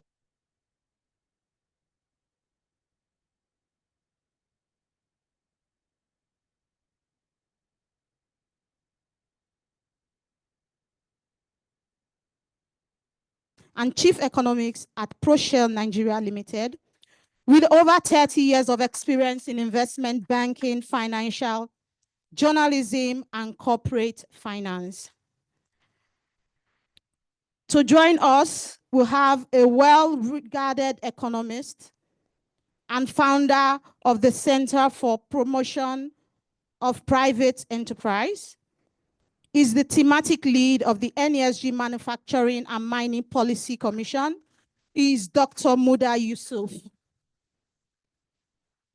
And my humble self, I'll be moderating the session. Thank you. Please, can I have the mics?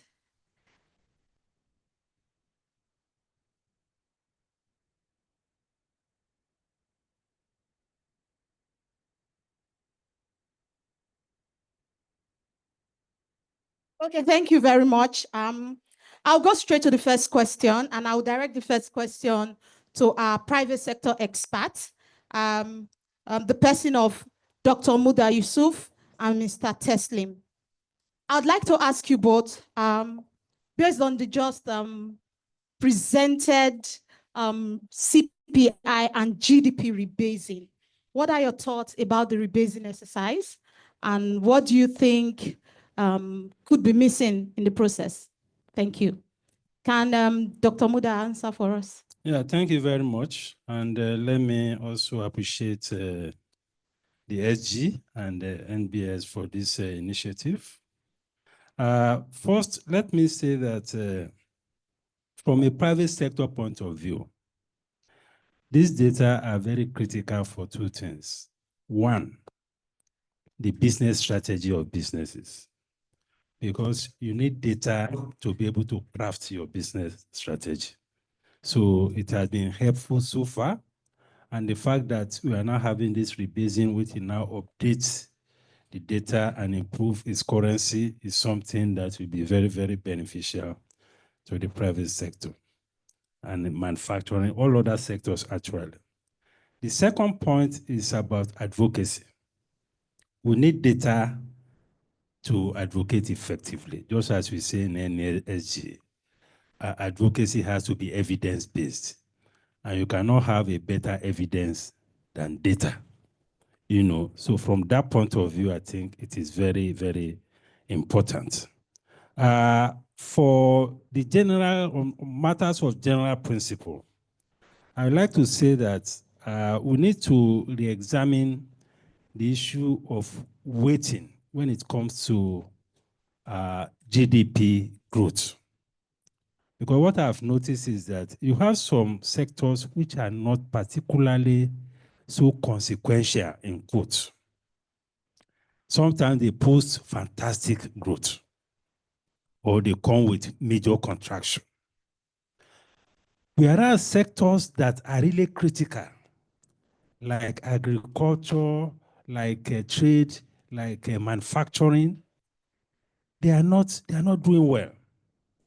So when you have all these sectors, some of them that are not so consequential doing well, by the time you do an average, you come with a GDP growth and say that the economy is either doing well or not doing well. Whereas it is possible that half or more than half of the economy has not been doing well. So it tends to distort the picture of what the economy looks like. I give just very quick example. In the Q3, for instance, agri contributes 27% to GDP. It grew by 1.14%. Trade contributed 15%, it grew by 0.65%. Telecoms contributed 14%, it grew by 6.8% or so. Manufacturing grew by, contributed 9%, it grew by 0.92%. Now look at metal ore. Metal ore, in fact, some of us struggle to even know what this metal ore is. Now, the growth was 22%. The contribution to GDP is 0.02%. We have rail, transport, and pipelines. You know, all our pipelines, I don't know where they are even. Most of these things are no longer there anyway. Now, that sector grew by 20%. Contribution to GDP, according to NBS, is 0%. Now, you have a financial services sector, okay, it grew by 32% contribution. So the point I'm making is that weighting is important in projecting the real performance of the economy. That is one thing I think I need to state. Then we are not having much of state GDP. I think that will also help in our data. That is very, very critical to know how then the sectoral contribution of sectors to revenue. Because there is this, particularly when we talk about tax to GDP and all that, it presupposes that the GDP has a correlation with revenue. You know, whereas not all components of GDP are revenue generating. So now with this rebasing, we are likely to come with an outcome that will say that we are undertaxed. Thank you very much, Because Dr. Muda. no, let me just quickly land on this. Because the denominator will increase, definitely. And now the Taiwo Daily Committee and we say now that there is need to tax people more because tax to GDP ratio has reduced. Whereas if you look at agricultural sector, what revenue are we getting from agriculture? It's almost nil. All these farmers, what taxes are they paying? If you look at distribution trade sector, it's mostly informal. How much taxes are? So I think we need to be careful about some of these things, particularly from a policy point of view. I was discussing with Faith. He said, well, it is for those of us who are analysts to go and crunch the numbers. That's not the business of NBS. That is neither here nor there. So let me stop there. All right, thank you very much. Thank you very much. Mr. Tesley, please, can you react to that question? Okay, thank you very much. I agreed almost totally with what Dr. Mudashiru has said.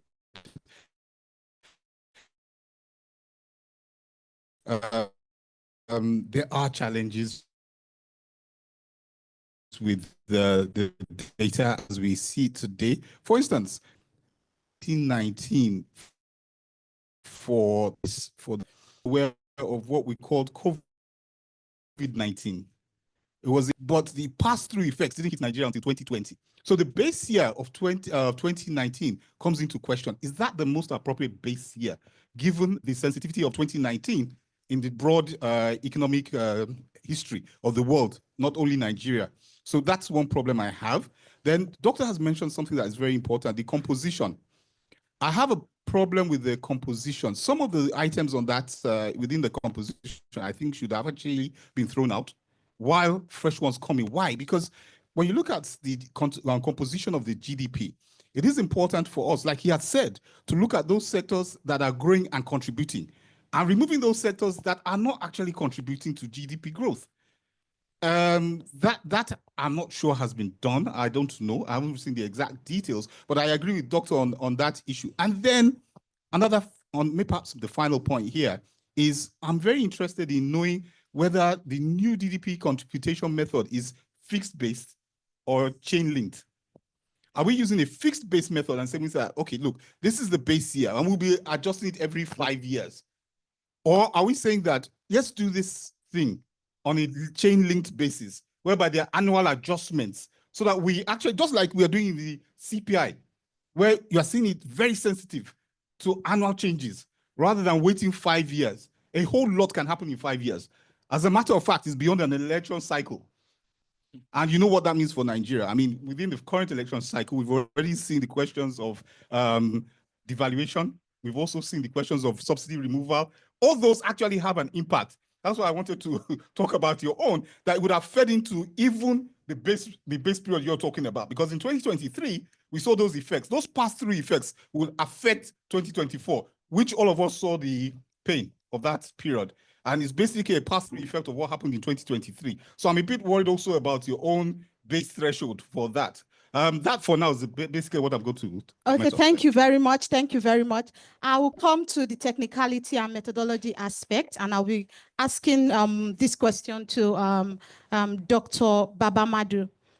How should the rebase series, right, the GDP rebase series, how do you think it should be utilized by private sector and the citizens? Thank you, the moderator. Thank you, my brother, Dr. Buddha. We are always friends. I thank you. Oh, that's true. I don't know where to start. How do I start? To start from Dr. Say, Doctor, I want to state categorically clear that there's a difference between contribution, growth contribution, sectoral contribution, and growth rates of sectors. When we talk of growth rates of sector, we are talking that sector that have potential to fast to grow, or the weakest sectors, not necessarily mean the weight. And that is why we use the best, international best approaches in terms of standards.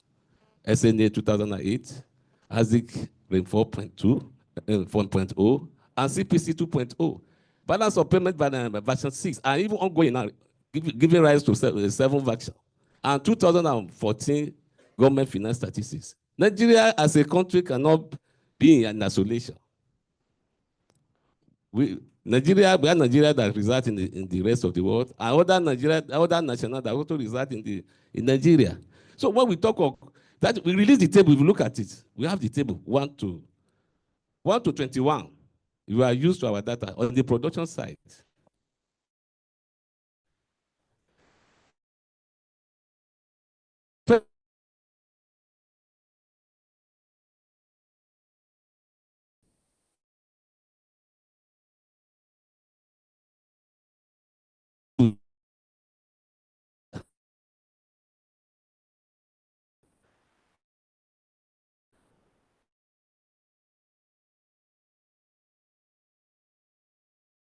Nominal values, revalue base is used.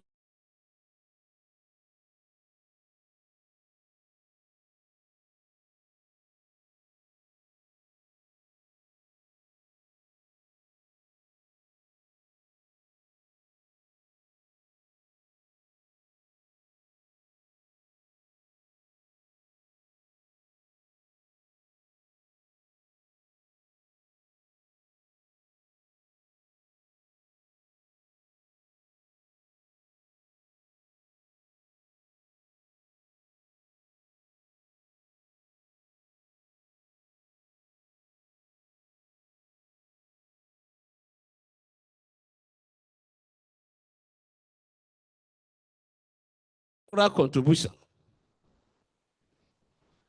2, the other is the other question I will answer for Doctor.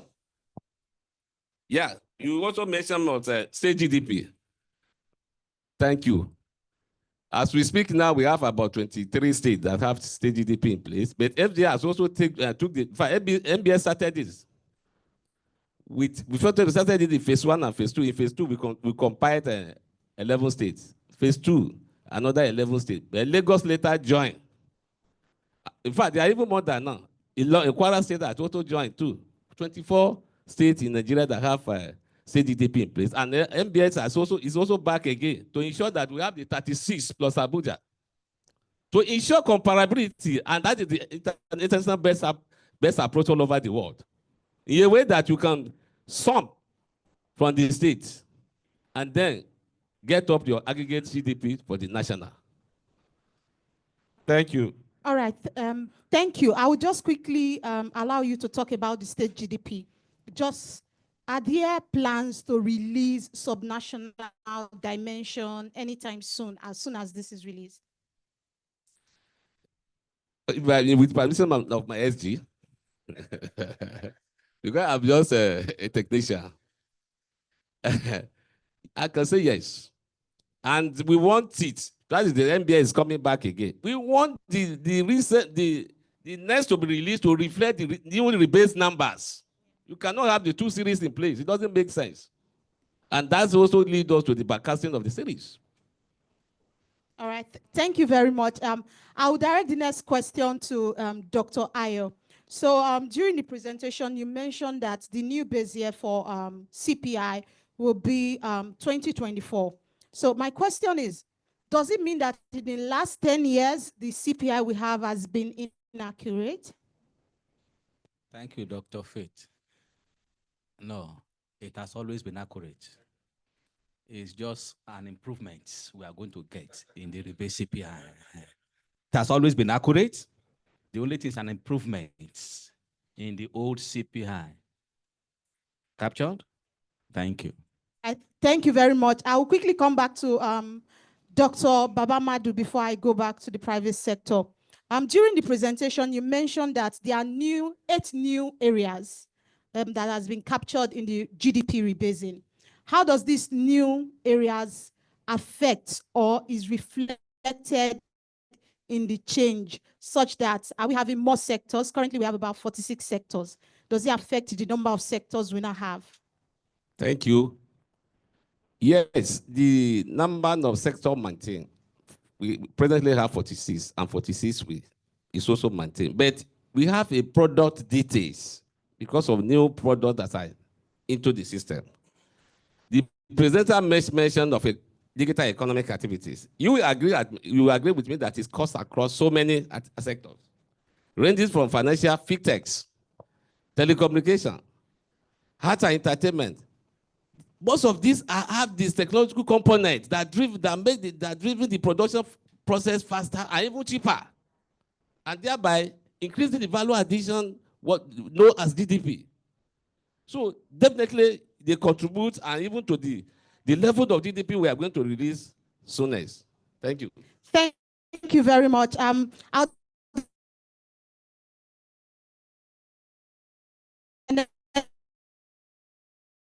to Mr. Teslim, understanding of the Nigeria economic structure. Thank you very much for the question. One of the first things we'll realize is the fact that GDP and CPI figures globally are very important. And as Dr. Mudashiri has already said earlier, it's important for private sector decision makers and perhaps also public sector decision makers.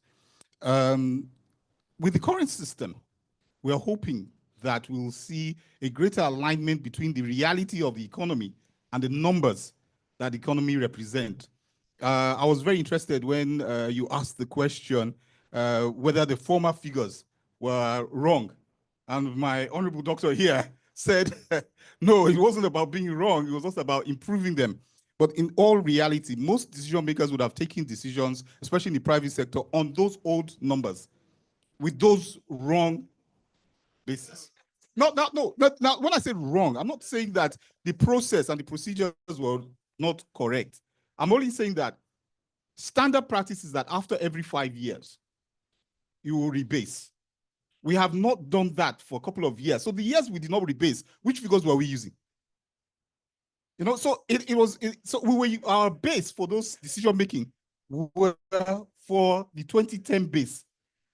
Meanwhile, we would have expected that 5 years after that 2010, there would have been a rebasing and decisions would be on that basis. So there would have been a bit of distortion. The extent of the impact of that distortion, I cannot verify, but I do think that there will be a bit of distortion there.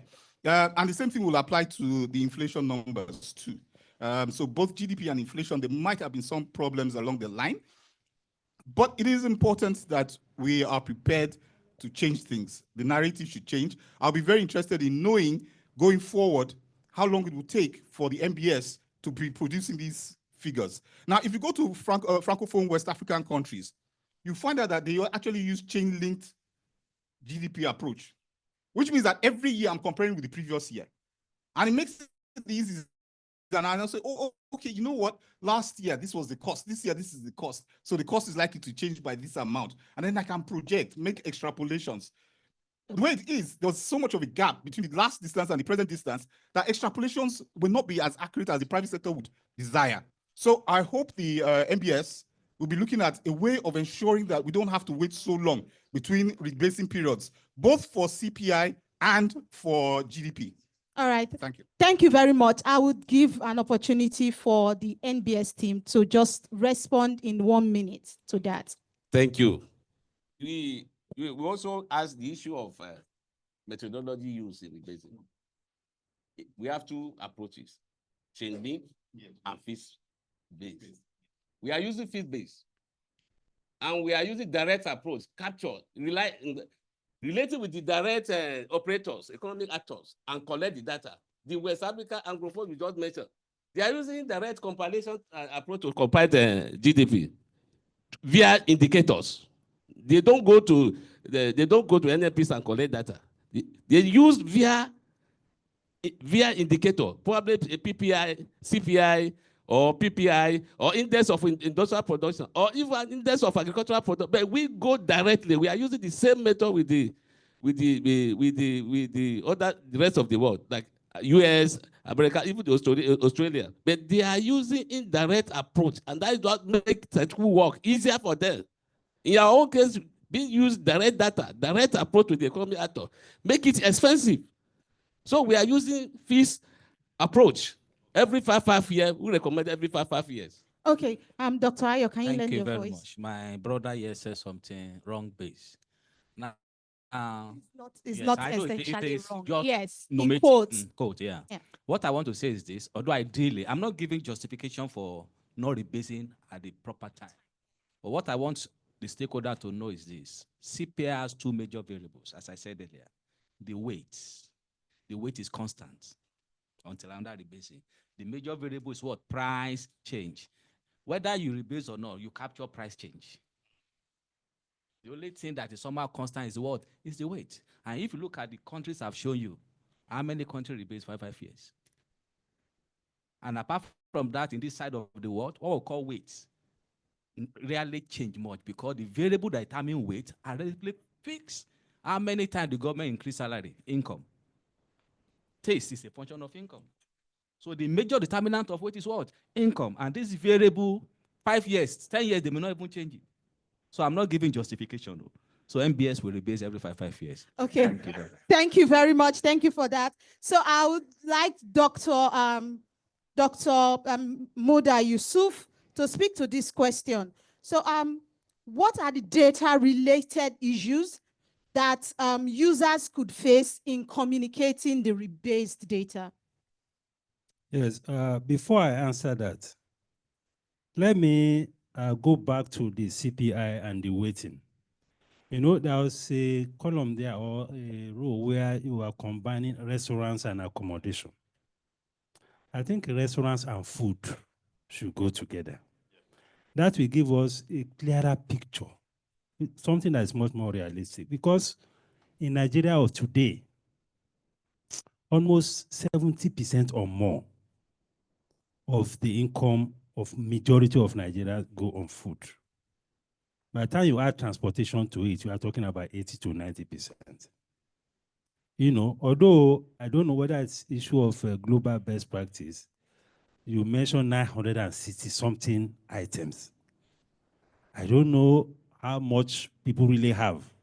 Because by the time they cover 4 or 5 items, the money is finished. So when we are now talking about moving from whether 800 to 900 and something, well, I don't know whether that is purely academic, but that is one. Secondly, in the current data structure, you normally put financial institutions and insurance separately. Sometimes it can be confusing when you want to assess the performance of those sectors. When you say financial institution, like in the current GDP performance, it says financial institution grew by 32%. Insurance grew by around 19%. And anybody can argue that insurance is part of financial institutions. So if there is a way that can be disaggregated, if you can have banking standing alone, because many of us have issues with the banking sector. So we want to be able to be in a better position to analyze them properly and look at other sectors. Then on water transport. Now, I think there's a distinction between water transport and maritime. Because in the current structure, there is nothing like maritime. What you have is water transport. And in the presentation by the SG, there was a talk about the blue economy, how we want to now reflect it better. So if it is blue economy, I think there should be a distinction between just saying water transport and blue economy. Because if you look at the data currently, from Q1 2023 to Q3 2024, the contribution of water transports 0.01% every quarter. It's as if we are just repeating the thing every quarter. So if you can look at that, I think that will help. Okay. Now, what was your question?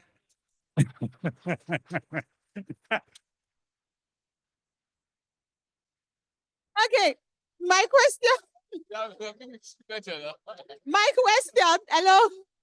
So my question was, what data-related issue could the data user possibly face, and how can they communicate the rebasing data? That was my question. I think I have answered. Let me just. Yes, you have. Okay, thank you very much. Thank you very much. So I'll quickly come to Dr. Ayo. So during your presentation, you said that CPI is a monetary phenomenon. So my question is, how will the outcome of the rebased CPI series affect or influence monetary policy? Now, let me say something concerning what Dr. Muda said. Classification is international standard. And you know, I said CPI is not computed for your country alone. It's for comparability as well. So the system of classification must be the same thing. So food and non-alcoholic beverage is the standard. Restaurant accommodation is, so Nigeria cannot just move restaurants from that division or level to go to division 1. It will be against the global best practice. Thank you very much, Melga. Now, when you say 940 items, no, varieties. In our basket, you will see cement. Dangote cement is there. Other varieties of cement. So varieties make up that 960, not item per se. We have dimension. We have item is classification of homogeneous varieties. So rice is an item. But you know, we have varieties of what? Rice, of other rice, imported rice, long grain rice. So all those disaggregation made it so much. Not that Nigerians are consuming 940 items. So it's varieties of what? Item. Now to come to your question, one of the major users of CPI is the monetary authority. The monetary policy instruments, monetary policy rate, liquidity ratio, cash reserve ratio, all those instruments, their adjustment is based on CPI. And in Nigeria, we assume the major cause of inflation is excess money in circulation, meaning that excess money is the one chasing fewer goods that make prices to go up. If that assumption is correct, inflation is now a monetary phenomenon. What do I mean by that? The expenditures of households that were captured, gifts and home production were excluded.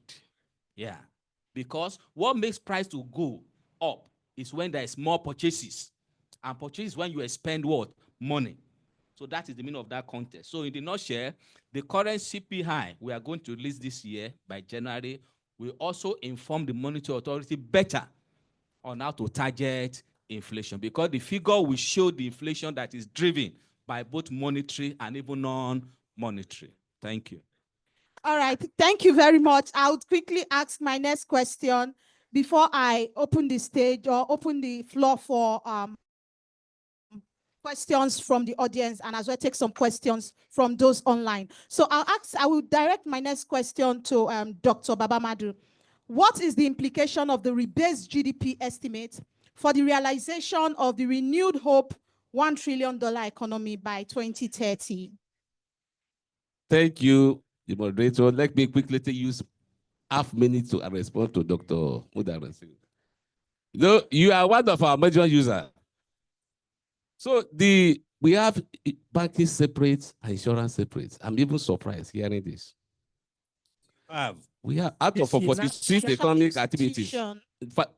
We have financial institutions, of which banking and office insurance. We collected data differently. It's in our publication. No. What is in your publication as far as GDP growth and GDP contribution is concerned? Financial institutions, one line. Insurance, another line. Simple. Yes. There is no specific thing about banking, no. I think ongoing now, we give you the detailed information. Okay. It's like we are doing much and releasing little. All right, then, on the issue of water transport, sir, just like my colleagues have said, we are using international best practices. SNA 2008, Isaac for CPC 2.2, which recognizes the water transport, of which we have the marine and blue economy. Marine and blue is a Nigeria economy, Nigeria policy issues. Other countries will not do, but as we are releasing our new rebase, now we are going to put on bracket water transport, marine and blue economy. This will be the first. And you will agree with me that 0.1 you are seeing will no longer be there because there is no policy direction to that sector, which capture MPA, as the presenter have said, Shippers Council, Namasa, and even Inland Waterway. So be rest assured. Then, as for yes, we are on. We have the rebased GDP. We set a stage towards the, even if we cannot reach 1 trillion, at least we are half on our way. Thank you. Okay, thank you very much. So I'll quickly take the questions online. Then if you have questions here, please let me see your hand. So we are just taking only 4 questions. We are taking only 4 questions. Okay. Okay, please. Okay, I'm seeing 7 hands. We'll just take the question together, then we'll allow the panelists to respond. So I'll quickly ask the questions from online, then we can probably answer. So the first question we have is from Joseph Olaoluwa. Is asking when will the CPI series be released, especially given that the site has been down, the NBS site has been down for some time. So we have said it will be released within this month. So we are hoping that the site will be up by then, right? Then the other person, McDonald Uka, is an economist and a corporate strategy analyst at Floor Mill. So he's asking, can we see the new categories of water transportation? Would what we now call information and communication sector evolve into a digital economy? Then do we have a standalone tourism sector? And is there a sense of the split of GDP into formal and informal sector? I think from the presentation that was addressed, so it's a yes. Will the GDP numbers be backcasted? Yes, they've answered that. So I'll take from Emmanuel F. Young. I said, what's with the CPI and GDP rebasing, choosing different base year, 2024 for CPI and 2019 respectively, for GDP respectively, does that introduce a discrepancy towards economic planning? I'll just take one more, and we'll respond from the panelists. Temilayin Akim PI rebasing said NBS plan to push January inflation figures CPI out at the end of the month. If that's the case, can the NBS tell the public? Let's not take that question. Okay. Thank you very much. So I would like those in the panel to answer the questions that I just raised. Thank you. Thank you. Let me start from the digital economies. Yes, this rebasing 2019 adequately captured both informal sector economy and digital economic activity as we can see from the presenter. Adequately, when I say, in fact, one of the unique characteristics of this rebasing compared to others, we have 2 living standard survey that directly capture household farming and non-farming enterprises. In 2019, we captured close to almost 244 at product levels, which has never happened before. And that also leads us to the question of tourism stand alone. Tourism cannot stand alone. Tourism cuts across so many sectors all over the world. That is why they normally refer it as tourism satellite account. To have an in-depth analysis, tourism elements between this sector will be pulled out and then form an account of its own so that to provide policy direction for the policymakers. Then the last one is discrepancy of 2019 and 24. There's no, because of COVID-19. You agree with me that, I'm sorry, GDP is a single indicator that provides input across the board. Unlike CPI that only rely on the living standard survey. In GDP, we have close to 6 surveys. And that is why we cannot go. You can't use 2020, 2021, 2022, 2020. There are issues across. So we have to get our normal economy before the pandemic. Pandemic affected not just the structure, but even the methodology was affected. All right, thank you very much. Okay. Dr. Ayo, just let me 1 say something minute. to what Dr. Baba said. Just 1 minute, please. Output and prices are not the same thing.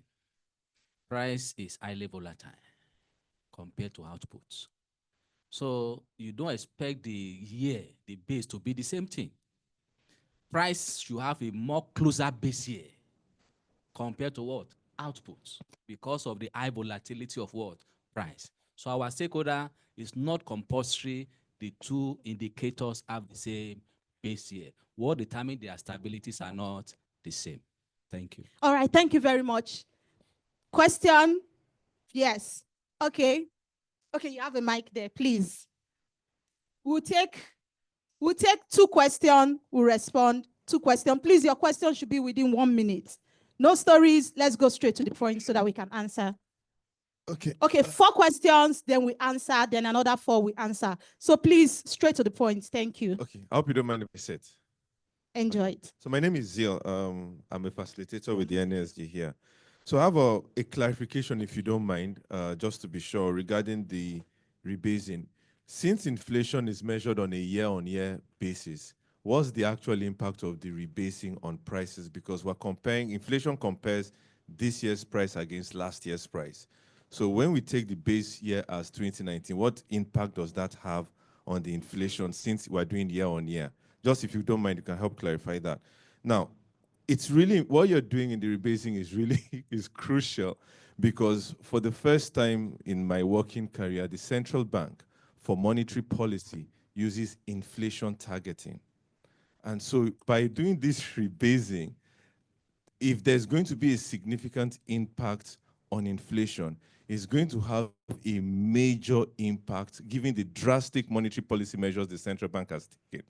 And given the fact that your website has been incommunicado, thank you, and all the rumors going around, it's going to create a major credibility issue for both the NBS and the central bank. So how are you going to really address that? All right. And then, sorry, just quickly, if you don't mind, regarding GDP, like Dr. Muda said and Teslim alluded, our GDP is generally very uncorrelated with a lot of other things. Now, is it possible you look at the fact that there is an inefficiency factor in our GDP, not computation, GDP expenditure, because more than 60% of the GDP is consumer expenditure. A lot of our consumer expenditure is duplicated. You have solar, you have generator, you pay your NEPA bill just to have one effect. You have security at home. So there are so many things you double spend on that blows the GDP. So is it possible that you have a factor to say, based on our double expenditure or triple expenditure, there is an inefficiency factor to be used when using the GDP to compute against other ratios? All right, thank you very much. So we'll take, no, this in front. Please introduce yourself and please try to stay within the 1 minute constraint. Okay, my name is Olufemi Awoye. I'm chairman of ProShare. First is to congratulate the NBS for this stride. It's been a long journey, and we appreciate where we're going. And I think there's going to be some few distances. Mine is both a contribution and a request for clarification. We've been throwing up the numbers and we've done our own extrapolation in terms of the rebasing, what we expect to see, particularly on the GDP. And we're working towards to see how closer Nigeria will get to a $1 trillion economy. And so we are interested in the rebasing. Having said that, there are 2 questions that would require clarification on. The first has to do with what I saw when I saw real estate moving to number 3 and construction going up. Given what I understand about this economy with over at least 4 decades of being here, that is where you have what we call the hidden activities in the economy. So if we are really serious about doing that, therefore, it is important to clarify, at least for some of us, to understand how we captured what I call the hidden economy within the GDP. And you can extrapolate it to any other dimension you want. That's the first. The second and most important for me is the items, the sectors in the economy. We have reimagined them from looking at sectors to economies. So we talk about blue economy, digital economy, marine economy. And in order to do that, we have taken your 46 sectors and we have adjusted some of them and redistributed them. And we have seen that it's a different basket entirely. We would like, if you may, allow us to be able to access those records and we can share what we have. Because the whole idea is that we also use most of your surveys as well with additional surveys as well. And so lastly, if you can take that, I want to thank you for the great work that you're doing. Thank you very much. Thank you. I think there was somebody here, then we'll take one person there. Somebody behind. Yes. Please, in 1 minute. All right. Please. Thank you. Thank you. My name is Tulokwe Fasanya from Nairametrics. I would like to know concerning the GDP, by how many years is it going to be backcasted? And when we do that, is it going to be released on the portal so that we have it at least for historical, analysis, if you want to have that? Thank you. And also for those that will be using it for academic purposes. Then for the CPI, right? The one to be released in January 15 is December, right? So is it going to be the previous year or the new year that we are rebasing? Or is it just the January inflation of release in February that we're going to be starting with? Thank you. Thank you very much. Please, yes. Please introduce yourself. 1 minute. Thanks. Good morning, distinguished ladies and gentlemen. My name is Shola Marino. I represent the DG of the Raw Materials Research and Development Council. We're very glad to be present at this sensitization workshop on GDP and CPI rebasing. For us at Raw Materials Research and Development Council, we've been working in cordial relationship with the NBS. However, this is the first meeting at the NESG, and we are glad to be here. I'd like to inform us that we have a bill that is currently at the National Assembly now that would ensure that we add at least 30% to every primary raw material that leaves Nigeria, and what this means consequentially is that it will help, build our capabilities, develop human capacity, and help to save over ₦1 trillion annually when it finally kicks out. So we'd hope that with all the indices that have been brought up here, we'll be glad to be part of further discussions to ensure how we can globally enhance, value addition to raw materials. So I come to my question now. I understand that there is, there is the global digitalization market is about $16 trillion. An expert shared that with me. I'd like to know what percentage of that Nigeria, is, having a chunk of. Thank you. Thank you very much. So we allow the panelists to answer, then we'll come back to take the other four sets of questions. Thank you. Thank you very much. Let me start from the first one. The differences between production and expenditure and income. That is even the primary purpose of rebasing. To be able to arrive at GDP production equal to expenditure equal to income, and the differences now will be attributed to statistical discrepancy, which is expected to fall between the threshold, not more than 5% of GDP. That is the best practices. So the expenditure component, we are saying that we should aggregate. We don't just to avoid biasness or to avoid introduction of our indicator will be comprised. In fact, the way the indicator arrive will be comparable with the rest of the world. We have what we call consumption of individual consumption by purpose, QUACO, that detail by 32 subsectors. Just like what is fine, it's the same thing that the prices is using. We must work in line with that expenditure pattern and then aggregate. And that is what we are seeing there, expenditure of household final expenditure, government final expenditure. In fact, in Nigeria, we even detail, we remove the no profit institution, something household. That is what we are seeing there. We are just aggregating it, but if you need a detailed information, we have more than 1,000,001 users, so you can request.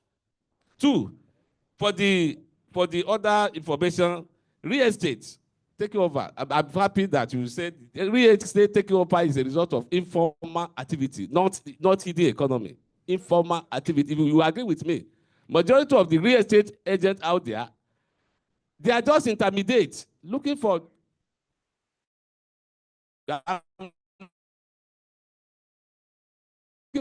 house. I have an house somewhere, and then connect it now like this because of the two major survey conducted, particularly 2022 and 23, capture or reported informal activities detail. I've said it before. We have close to 244, which we have never had before. So it is now that we are now actually knowing the present. Even in the Africa Agro-4 country, the informal activities of the real is almost 70%. Almost 70%. In fact, this is now we now have a clear times the potentials in that area. 2, 3.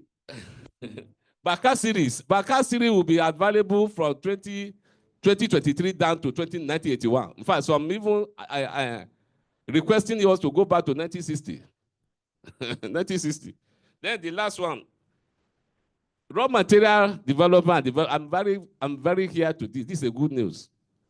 If there is any component of national account that is highly challenged, is intermediate input, and the council is in position to assist.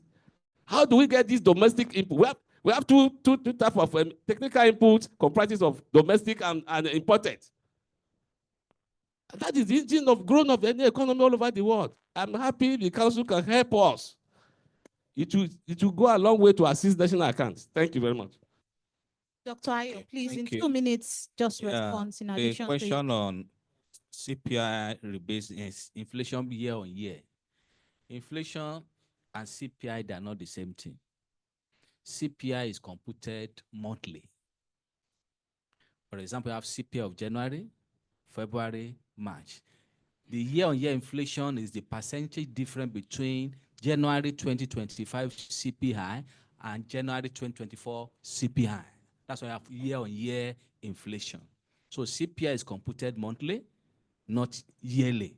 But from here, you can have year-on-year inflation and month-on-month inflation. Then another thing is this, inflation targeting. Target is not sacrosanct. You can change your target when you see that the variables around the environment is no longer favoring your target. So there's nothing wrong if CBI after rebasing come to announce that we have changed our target to suit the current economic reality. Thank you very much. Then the question by Naira Matrix, am I right? December CPI will be released January 15 using the old method. The new rebased CPI is based on 2024 base year, which will be released by the end of January.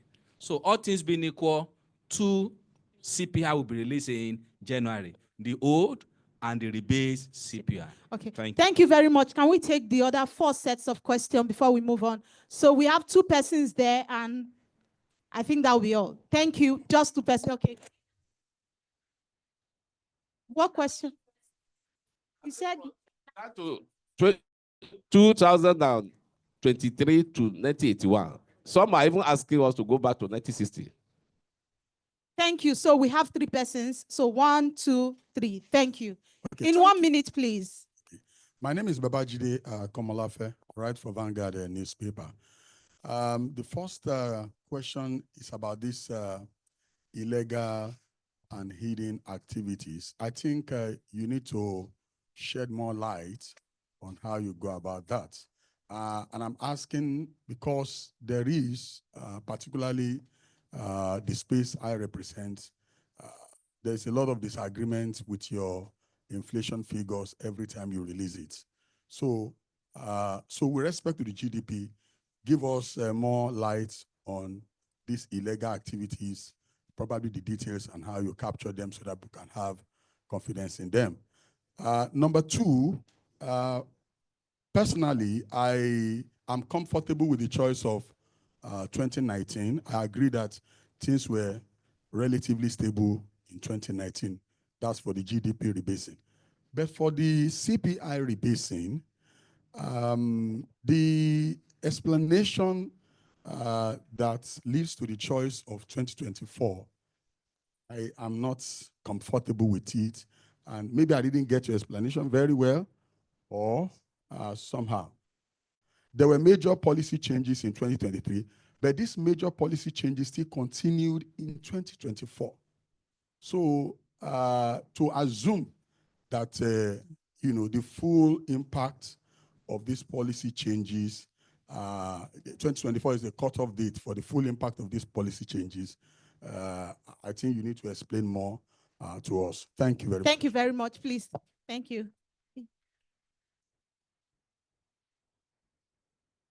Okay, please. Thank you very much, Statistician General. My name is Akpa, a senior economist with NECA, Nigerian Employers Consultative Association. Well, I commend NBS for the good job because I'll tell you, this process has been well consulted. I was in Abuja last time for this same sensitization, and some of these questions I'm hearing today were also raised and addressed there. But my recent concern is how the post-launch of this series will be presented to the public. Because recently I went to the internet to source for capital importation. The whole thing had been, I don't know what happened, because usually you see NBS presenting this data in quarterly basis. You see all the companies of capital import, but now you scattered all over the place. You can't really lay your hand on anything. So I just hope that when this data will be presented to the public, it will be well articulated and well presented, to users. This comes to my question anyway. I heard though it was mentioned briefly from the question of the moderator. You talked about CPI, that the CPI is based on Friedman's assumption of a monetarist economy. But I know that from my own perspective, I've seen that inflation in Nigeria is not a monetary phenomenon. I see it as an output gap. Because in a monetarist economy, in an economy that is induced by the volume of money, interest rates are usually low. If you look at the size of our interest, you can't say that we have excess money. So I just see that we are not producing enough, and that's been what is inducing price. So my question now is, why does the new CPI competition follow only the Friedman's ideology? Will this still capture where changes in price is due to output gap? Thank you. All right, thank you. Lastly, thank you. I hope, my name is Bolson Onofai, I work with Arise News. If the NBS website is still down when the launch is done, then you can do the launch officially on Arise News. The officially landed and seen all over the world. Arise News will take it live. Thank you very much. Now to my question. The EFDB, the African Development Bank, and the African Union as well, is moving towards African countries rebasing their GDP based on the natural resource of each countries. And it's now been pushed forward, in which you look at natural resources, whether it's oil and gas, coal, commodities, whatsoever, as a basis of saying this is how much an African country is worth. Is that something that the NBS is looking to start working on? So if we look at, for example, the reserves we have in oil, gas, metric cubic feet, whatever, as a basis of saying this is how much Nigeria's GDP really is. Is this something that the NBS, and this is to the Statistician General, if that is something you have to start working on very quickly before other countries like DRC, South Africa, others, Kenya, get ahead of us and say, listen, this is how much we're really, really worth, so that we can have, yes, the GDP that we have currently, and we have a resource-based GDP, which, of course, is the new thing that the African Union and other international institutions are looking at pushing forward, globally speaking, for Africa. Thank you very much. Thank you very much. So do you want to respond to the question just in 2 minutes so that we can tidy up? Thank you. The question regarding the illegal activities are hidden. Illegal activities will mean in line with the national best practices, that is SNA 2008. If you are into, for instance, drugs, There are some countries, the drugs that driven their economy. It's illegal here because there's no legal backing. Also, prostitution. They also earn income. Some of it they even live bigger than those that are in the formal sector. SNA does not say no to this, and it is real. But the challenges is that legal backing and how do you get the data? Then, of course, the hidden economy. If I ask you a question, how much do you earn as the amount? You lower your income. That is exactly. Or somebody is sending a provision store here. Before you know, you started sending in the NDIM. Those are the things we are saying that there are challenges all over the world. But the beauty is that it's less than 2 to 3% of GDP. The last one is the natural resources satellite account. That is what we call it. Natural resources in national account satellite account. We have started it from 2010 to 2017. We have that series. The account my SD now, in our recent budget, we have a budget for satellite accounts. So we are going to update it and then make it available, sir. So we started before then, sir. Thank you, sir. Thank you.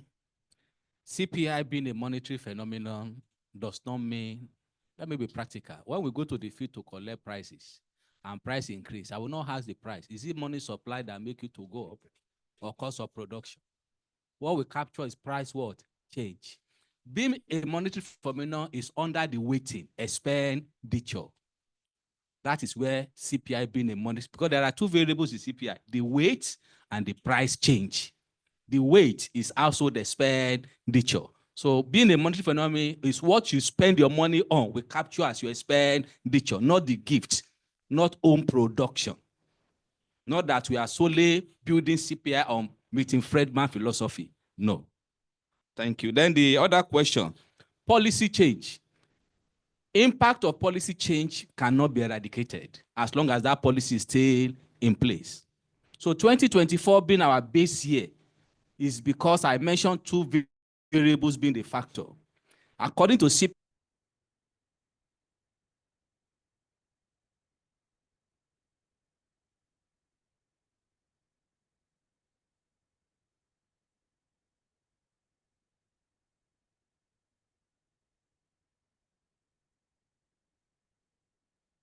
(2023), unification of exchange rate, subsidy removal. So that year may not be enough. And apart from that, in prices, we cannot have absolute stability. What we focus on is relative stability. Thank you. Thank you very much. We've overshot our time with about 30 minutes, so we have to draw the clock in. So I want to thank my panelists. I want to thank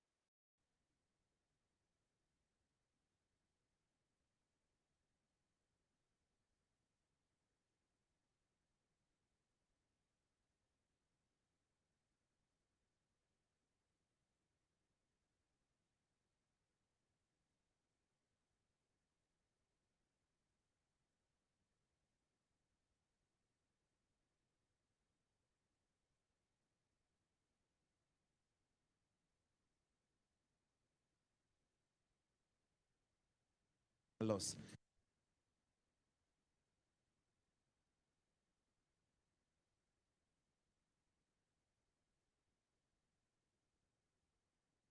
NSG plays 4 roles in terms of the way we work. As dialogue partner, as watchdog, connector, and intervener.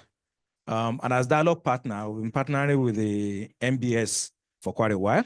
And today's event really is just a natural step as part of the providing the platform for dialogue between the private sector, the public sector, and also the development sector. We've connected different actors together today. And I would like to start by congratulating the NBS for taking this bold step. Not just sitting there in Abuja and doing the workshop, but actually coming to Lagos, the heart of the commercial center, to come and meet the private sector guys and to solicit the input. So I thank the SG and his team for this opportunity that you've afforded us at the NESG to host this platform. And we look forward to more collaboration. But I think the other important thing really is to say that rebasement is important. And as we've seen in those presentations, we've got to make it a routine and frequent exercise. I've listened to commitment of this will be every 5 years or thereabout. So we'll not wait a decade before it is rebased. But I think given the importance of it for public policy making, but also for private business strategy formulation and co, we can only ask the NBS to help ensure that this is done on a more frequent and routine basis so that we don't wait for so long. I'm happy with a few things that I've heard. I've heard about digitalization, so we're no longer using paper to collect data. We'll go out there and we're using technology to collect data. I've also heard the promise about the GDP for the states, for the subnational, something that you are looking at, but of course also the resource-based statistics that come out of the MBC of the CPI will help in terms of usability, the relevance, the accuracy of the data. The data you provide plays a very role.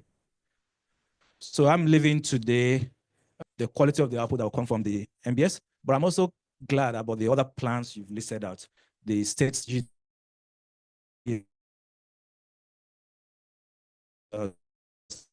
activity, etc.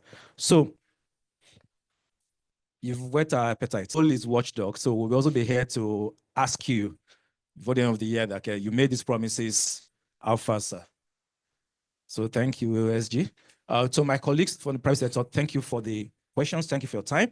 And thank you for your dedication to the transformation of this economy towards a $1 trillion economy. When we become a $1 trillion, we all benefit. And so it's all important that we all work together to really boost the economy and for us to move forward.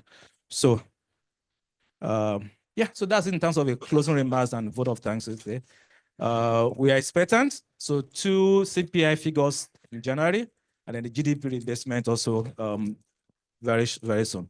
So thank you all, everyone.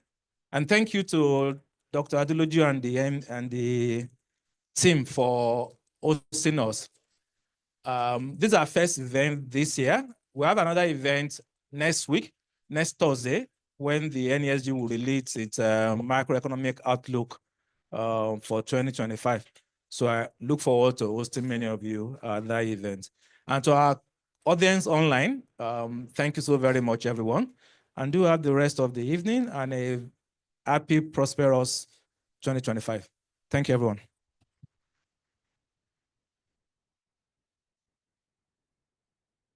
Thank you very much, everyone.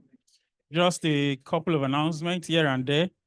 Our chairman has mentioned our macro, which is coming up on the 23rd of January. We implore you to honor us with your presence. It's going to happen here as well. So we implore you to honor us with your presence.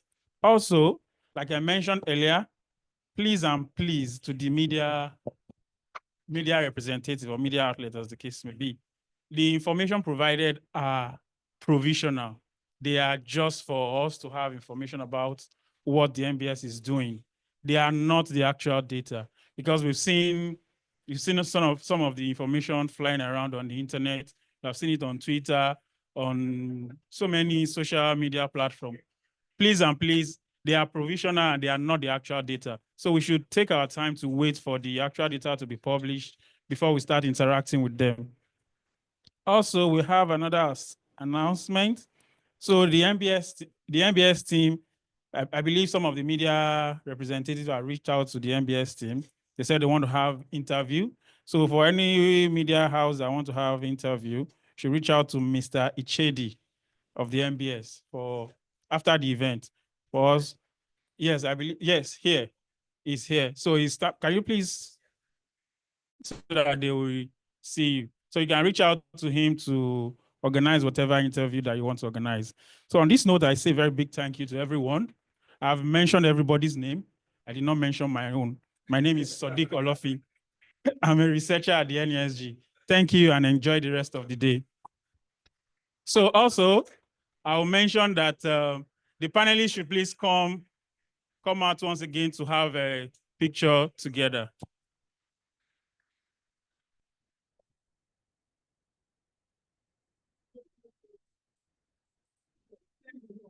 Instead, the picture will be happening outside.